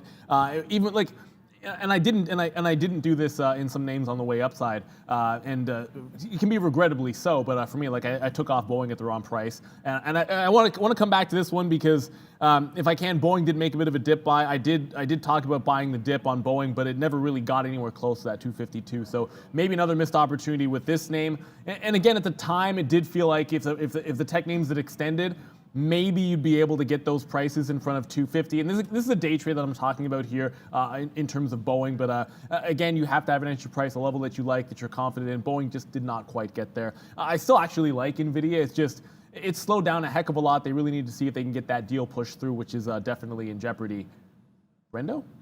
Citron, guys, positive on Lizzie. Lizzie just halted. Huge pop here. 5.5%. It's, Citron positive on Lizzie. They're talking $30 price target for this one, which would be significant in nature because it would be all-time highs, but more than double where we are now, guys, for Lizzie. Okay, so Citron's long Lizzie, so that's good. Probably long, like, somewhere around here, $6 or $7, trying to make back that GameStop money, trying to make back that Neo money and everything like that. So, of course, they come out with this, and it's just a sham. But, get ready, guys, for this to reopen. This should be good. We'll see what it does. This is the 1 day, so that's what Lizzie looks like on a 1 day, and here's what it looks like today. It was basically doing nothing, and then you get that big bump. So congratulations, anybody long Lizzie right now. Looks like you're going to be able to cash in here. But if you're long Lizzie, you're probably still out of the money. So hopefully you bought in the last couple days up to 11. And then like we just talked about, Brendan, there, thanks for that note, on the day chart there. Yeah, I mean, most people probably caught in here for Lizzie. So I think on a reopen, you'll probably get some love in this area, 13, 14. I wouldn't expect it to open up too much higher than this, if at all, maybe to the downside. So look for some sort of more consolidation in this area for Lizzie, is what I'm looking at right now, guys. Yeah, and sort of got away from this one. I know we were talking, a couple of people had mentioned Snowflake, and sort of in passing as we're going through all the different stocks that we're trading. I did have this one sort of up, and I added to my quote board when you guys were mentioning it in the chat. I didn't really see any obvious trades. That's why it kind of fell to the wayside. But if you pull up, and I apologize for this because we have this really ugly wick on the first day. Of course, this is supported at like 209 initially on the IPO price. It has given you one dip down. It's a nice hold because it never actually broke those lows.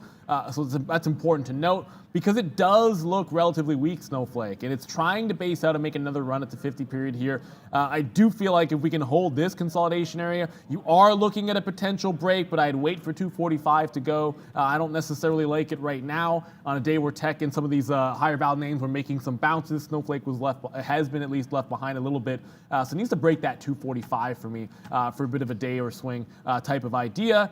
Just to go back towards that Ruby stock. Another test at the top. I would not be playing, like I said earlier, I would not be playing this unless it gets a little closer to that 38 and 38.75, 39 area that it got to yesterday. So it's still looking a little bit bullish at the top here. This rollover, not nearly high enough for me to dip my hands into it. The other thing to keep in mind, and one of the reasons I say that, why you want a good price, the stock has a second ago, there you go, it was like 30-cent spread on this Ruby. So it's done almost 5 million shares, and it's a $35 stock, which at this time of day is showing you 30-cent spreads. That's why you want to make sure you're getting a good price where you know there'll be liquidity behind you to be able to short into it. I'm not really seeing that here. A test a little bit higher, maybe pushing through, overextending itself on volume up to 38, and that's something I'd be more interested in from an actionable trade. GameStop did not give 215. That was the price. It's now failed a couple of times at that level. I still like that for a breakout. Hopefully I'll do better than flat like we did on the 200 break. We haven't hit Superman, and we're not, this is not a Superman trade. I just like that. And there it goes. We're happy with Palantir. We're making back that money that we lost early. And again, I have to remember, if you guys are going to come back tomorrow, I have to remember that, we got to pay attention for these dips, right? And I got to give a big shout out to a lot of the viewers that reminded me when we were dipping down here. They said Palantir's dipping, and it was right down to that 26 level. So we take that, put that in the bank, and then it breaks back above. And every single time, guys, like 10 out of 10, I'm going to get some out at 50, just like we're getting some out here at 25, just like we got some out at VWAP. This is the way I trade, man. Take more shares and then get them out, guys. So Kevin, you asked me before what I thought of this name, and do I still think it's going to go to $30, $35 by the end of the week? No. If we get an upgrade they're already signing all the contracts. So, I don't really have too much love for Palantir this week right now. Once it gets going, believe me, I think this thing goes right back to $40. But right now, people are putting their money in other names and not into Palantir. So you got to sort of wait on this. It's still a great trade. It's still hovering. You want to talk about barcoding. Let's see what Palantir is doing right now on a daily chart right now. It's just this level. We had a break, right? Remember, this was meme mania here in January. So this started off January 22nd. You can go back and look at a GameStop chart and you can see that, so we're really, in my opinion, guys, here on a name like Palantir, these are kind of the levels that we're looking at right now. So this is what I mean. If you just take away this area, and I think you can legitimately say that. A lot of people, you can't take that away because it happened. But again, this was not a level to buy. We had so many stocks bumping high here. This is like, an unbelievable level. It was just at $9 in November. This is when it was a screaming buy that we were talking about piling into this thing. Okay. Now you're kind of just stuck between 30 and not even 30. We haven't even been back there. So I should have actually maybe drew this line even down here. 29 basically to 22. Now I know that's a big range, but the NASDAQ's well traveled. So back and forth here. We need this break to happen, guys. This is what I thought was probably going to happen Monday, Tuesday, which is today. I thought we could get above off of a strong rebound last week.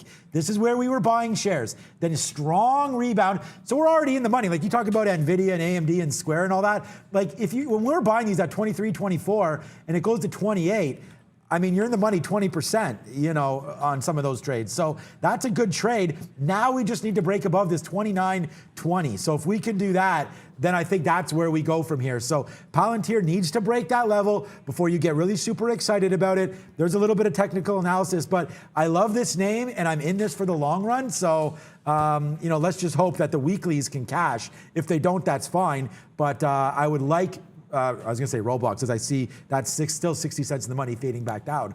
As I wait for Palantir to do something. Just doesn't look like it wants to, guys. We have to be patient with this one. Yeah, we're gonna have to be patient with that CCL as well, Sean. It's just, it's still like at 29, so it's holding up rather nicely. Lizzie, it looks like it's on a 10-minute volatility halt because I have last print at 11:14 here, and we're looking at it's been 7 minutes since that one. So I just checked NASDAQ trade halts.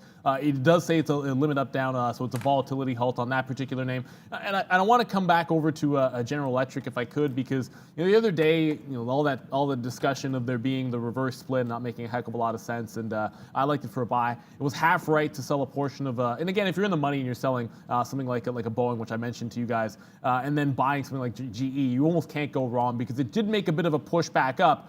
But I want to point to it now, not because it bounced off there. So if you bought at 12 to 12.50, it looks fantastic. That's great. But today, here's the top in the pre-market, 13.43. You go back on the way down and tried to catch a little bit of a bounce on that first day, right at that same price. So I'm looking at that 13.43, and I'm gonna round it up to 13.50.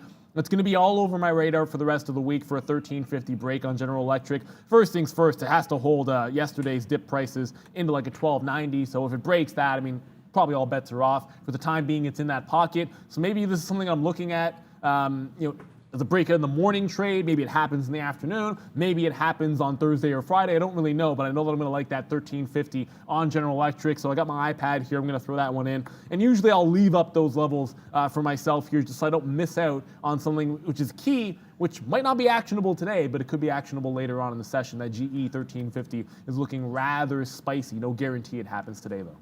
Okay, so someone wanted, and look, you want the winners? We'll deliver. You want news? We got this. You want the imbalance locator? Here to go. Nothing on Lizzie right now. So this is the NASDAQ imbalance locator. You guys can see that. We sort it by time. So there it is. Halt state right now. And 4,000 shares to buy. They've already paired off only 20, 270,000, watch the decimal point, 271,000 K. So they have paired it off. So it should be getting ready to open. It looks like they've done their work now, 11:23. So Lizzie's still on the buy side. This is not going to do anything, like this is not giving us any real information here. If that was a huge bid, they probably wouldn't open it until it was all settled anyways, but I guess they're going to have to. I don't know, when did this halt? Like this should be open by now. Oh, but I guess it's news pending, so they're not with Apple or whatever, so they're not going to have, I guess, that 5-minute rule. They can open this whenever. So let's wait to see. Maybe 10 minutes, maybe it opens up. But right now, Lizzie, see, it's getting more. So more people adding shares to their imbalance. Thank you so much for whoever asked that. Maybe it was you, Chris. You are welcome, guys. And Chris, let's do the likes quickly right now if we can, guys. I mean, I just did that for you. Wow, 2.3K likes. I don't know the last time it was this low. Yeah, I know. Valeria's crying over here. Valeria, take it easy, okay? We'll be back. Yeah, there she is, praying it up. It's open. Yeah, okay. So if we could get that, guys, let's just go a little bit. Let's get it to 3K for us. We only have 5 minutes to go. Let's do that. You just saw there, Valeria, poor Valeria. You know, her job is at risk, which it's not. Let's get to 3K right here. I don't know who that was for, but let's go. I think we have our guest of the day coming through right now. Lizzie is open. A little bit late, but it's a very, very busy day for our guests today, so we want to make sure we give them plenty of time. Interactive Games Technology swinging by today with some breaking news, some exciting breaking news that they're going to share with us. Chris Neville is CEO of Interactive Games Technology and joins us today. Great to have you, Chris. I mean, we'll give you the floor. Let us know. There's news on the company today. Why don't you share with everyone? Sorry, I apologize. I was using a Firefox. It wouldn't connect, and then I switched browsers. That's why I'm a few minutes late here. No problem. I mean, we announced today our entry into the United States, how we're going to enter the U.S. market.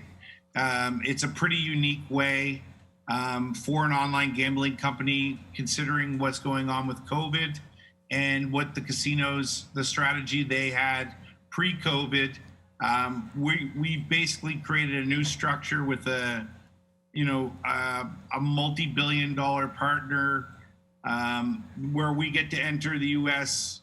all states we're going to be going into over the next 36 months, and it starts now. We've had 8 meetings in the last 2 days with different states, different casinos and states, different media providers. Yeah, some in the U.S., some in Canada. We actually had one in Africa from one of their clients, and we're excited to be going into the U.S. market on a ASAP timeline. It's just a matter of time to, ramp up and start taking on new clients in the U.S. Yeah, exciting time, busy time. We won't keep you for long here, Chris, but let's get into the concept behind Interactive Games Technology. A little bit interesting and a little bit unique in its idea and concept. Why don't you tell everyone where it came from? Sure. I mean, we're a fully operational online gambling company. We have a sportsbook, casino, poker company, daily fantasy sports company. The poker company in DFS is in India.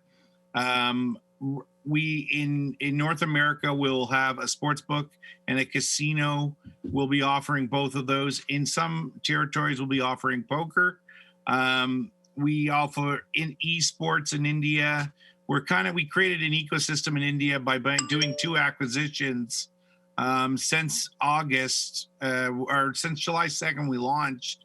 We started the acquisition process in August, completed in December. We acquired, we have the number 2 fastest growing poker site in India, and our DFS site.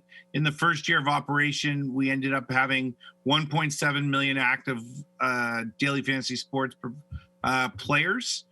And with the cricket IPL league starting in March, we're ramping up at 1,000 to 2,000 new registrations a day.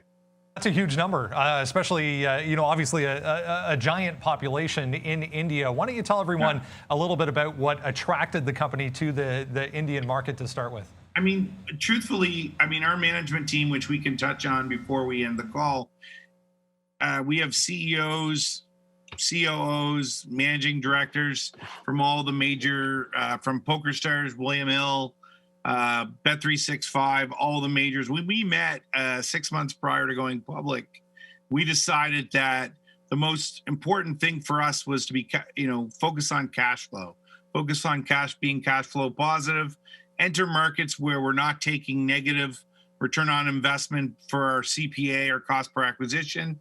And we landed, when we looked in depth with all of our guys who, ran companies all over the world, multi-billion-dollar companies, that India had the lowest cost per acquisition and the highest return on investment at about 7 to 8x from our cost per we're buying, you buy traffic, you're getting players. We're doing things a lot different. We've signed 6 IPL cricket players to be ambassadors to our product. We basically are getting players in the India market at $25, $30. Our lifetime value on these players, we're looking at 7, 8x profit. In the US market, which is quite different, you're paying $300, $400 for a sports bettor, and you're paying $700 to $1,000 for a casino player. And, sometimes it takes 2 to 3 years. You have to retain those customers to get an ROI. And it's not the business model we're in.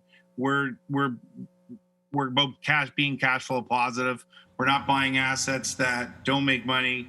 We're about growth, and we're about scaling this company up. Chris Neville, CEO of Interactive Games Technology. Exciting news about the company moving into the U.S. market out today. Currently listed BETS on the CSE here in Toronto. Down in the U.S. OTC market, BLITF, if you guys want to check out the symbol. Let's talk about the Canadian marketplace here a little bit. Tell us a little bit about how the company is operating currently and how things are going in Canada. Sure. We purchased a company out of Curacao that currently services the Canadian market. We plan to be in line for when Canada legalizes. Right now, there's no law.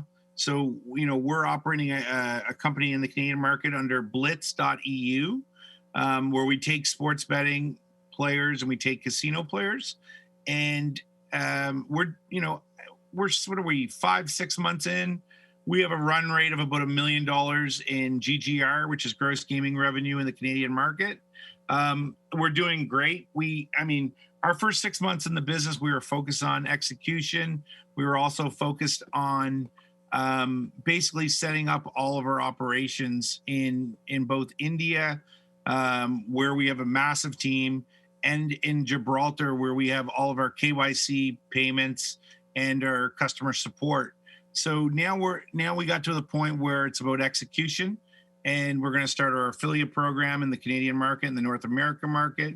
And, we're going to go into the US market with our new partner.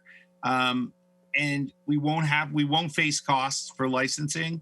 We won't have operational X costs for the employees. We basically are becoming the McKinsey's or the Bain Capital consulting companies to run B2C operations for casinos and media companies in the US market, getting paid to do that, as well as a profit share on all of the profit that's being generated by our company. Chris, COVID-19 has created quite the negative impact, I guess, for in-person gaming, especially. Obviously, any kind 100%. Of brick and mortar type facility is not going to be operating. But we are getting to a point where the focus is shifting towards the reopening plays, the reopening idea, getting things back to normal. How has the pandemic specifically affected the online gaming world?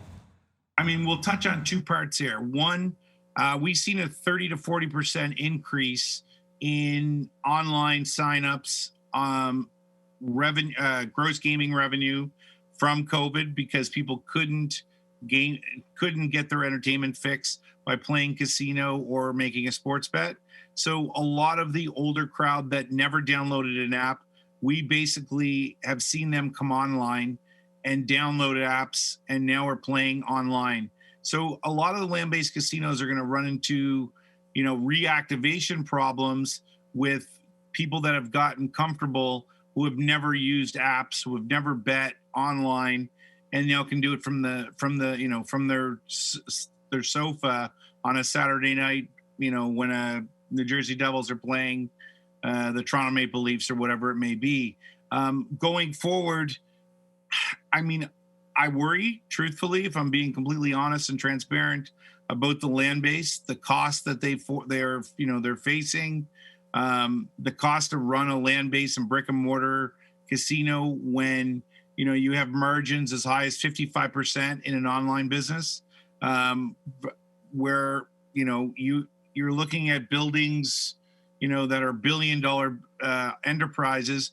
They're trying to make money through food and beverage services, the bars inside of the hotel. And, COVID has really played a major negative role in the land-based side.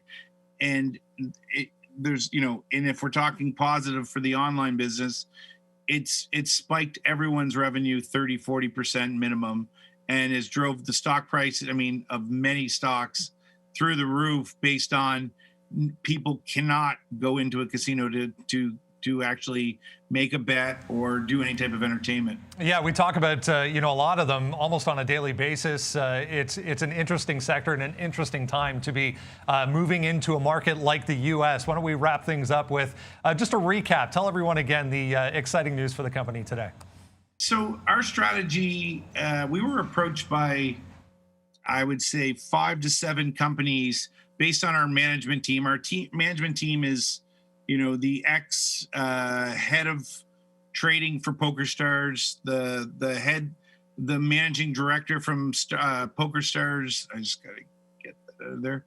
From PokerStars Sportsbook, we have 2 gentlemen that ran one of the largest books in the world, running our Latin America and India business.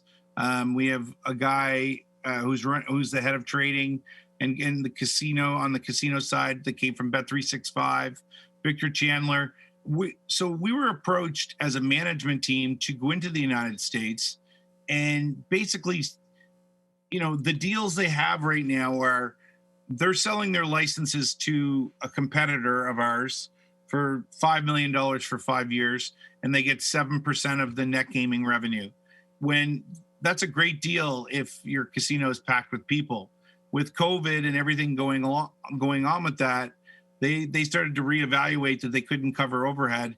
They started approaching companies like us with seasoned management, and we struck a deal with one of the largest companies in the United States, where we now are becoming their B2C arm for all of their clients, and we'll go state by state, bringing on, whether it's a media company that they supply information to and data, and we will become the B2C arm for that company. They will not lose their brand. They will not lose their customers to a partner such as William Hill or FanDuel or DraftKings or one of those types of company. They will keep their brand. They'll keep their brand, the equity in their brand, and we will market to their customers and do a full turnkey where we're paid to basically make their online business a success, and they'll make much greater money, or a much greater amount of money than the 7% in the traditional deals that have happened over the last 24 months. Chris Neville, CEO of Interactive Games Technology, we appreciate you sharing the news with us today. Best of luck. It's an exciting time, as we mentioned, and we look forward to an update in the future. Thank you so much. I appreciate your time today. There we go, guys. A look at the gaming sector expanding. Another player moving into the U.S. market, guys. As probably the only cricket fan around here, I can tell you the IPL is like the NFL in India. So champion, I'm a DJ Bravo, Chris Gale, West Indies type of guy myself, but certainly an exciting opportunity. Look, we talk about DraftKings, we talked about the space a lot, so I'm glad we're able to bring this one to you guys. Of course, we're running past there to get you guys that guest. There are a few earnings worth mentioning here, guys. Kodak will be watching for. Pinduo, Duo, and CrowdStrike are coming through. By the way, GameStop broke 200 to the downside. I did grab a quick little short there. Before we get out of here, Sean, any final words there? No, just I think great interview there, and yeah, check those guys out. And yeah, Rocket moving up to the upside again. It does touch 2670. I'm back tomorrow, guys, as we all are. It's been a big, huge day for us today, and I just want to thank everybody. Again, thank the amazing production crew that we have there. I want to thank Brendan Wickens. I want to thank, what's your name again? Victoria decide me. But anyways, for Neil Roberts, Victoria, I'm Sean Katina. That's Brendan Wickens, and that's the production team. It's been a fantastic day. Good morning, good afternoon, and good evening. I'm stealing Neil's gig right now. It's been a fantastic day. Join us tomorrow. Hit us up on Twitter as well, guys. See ya.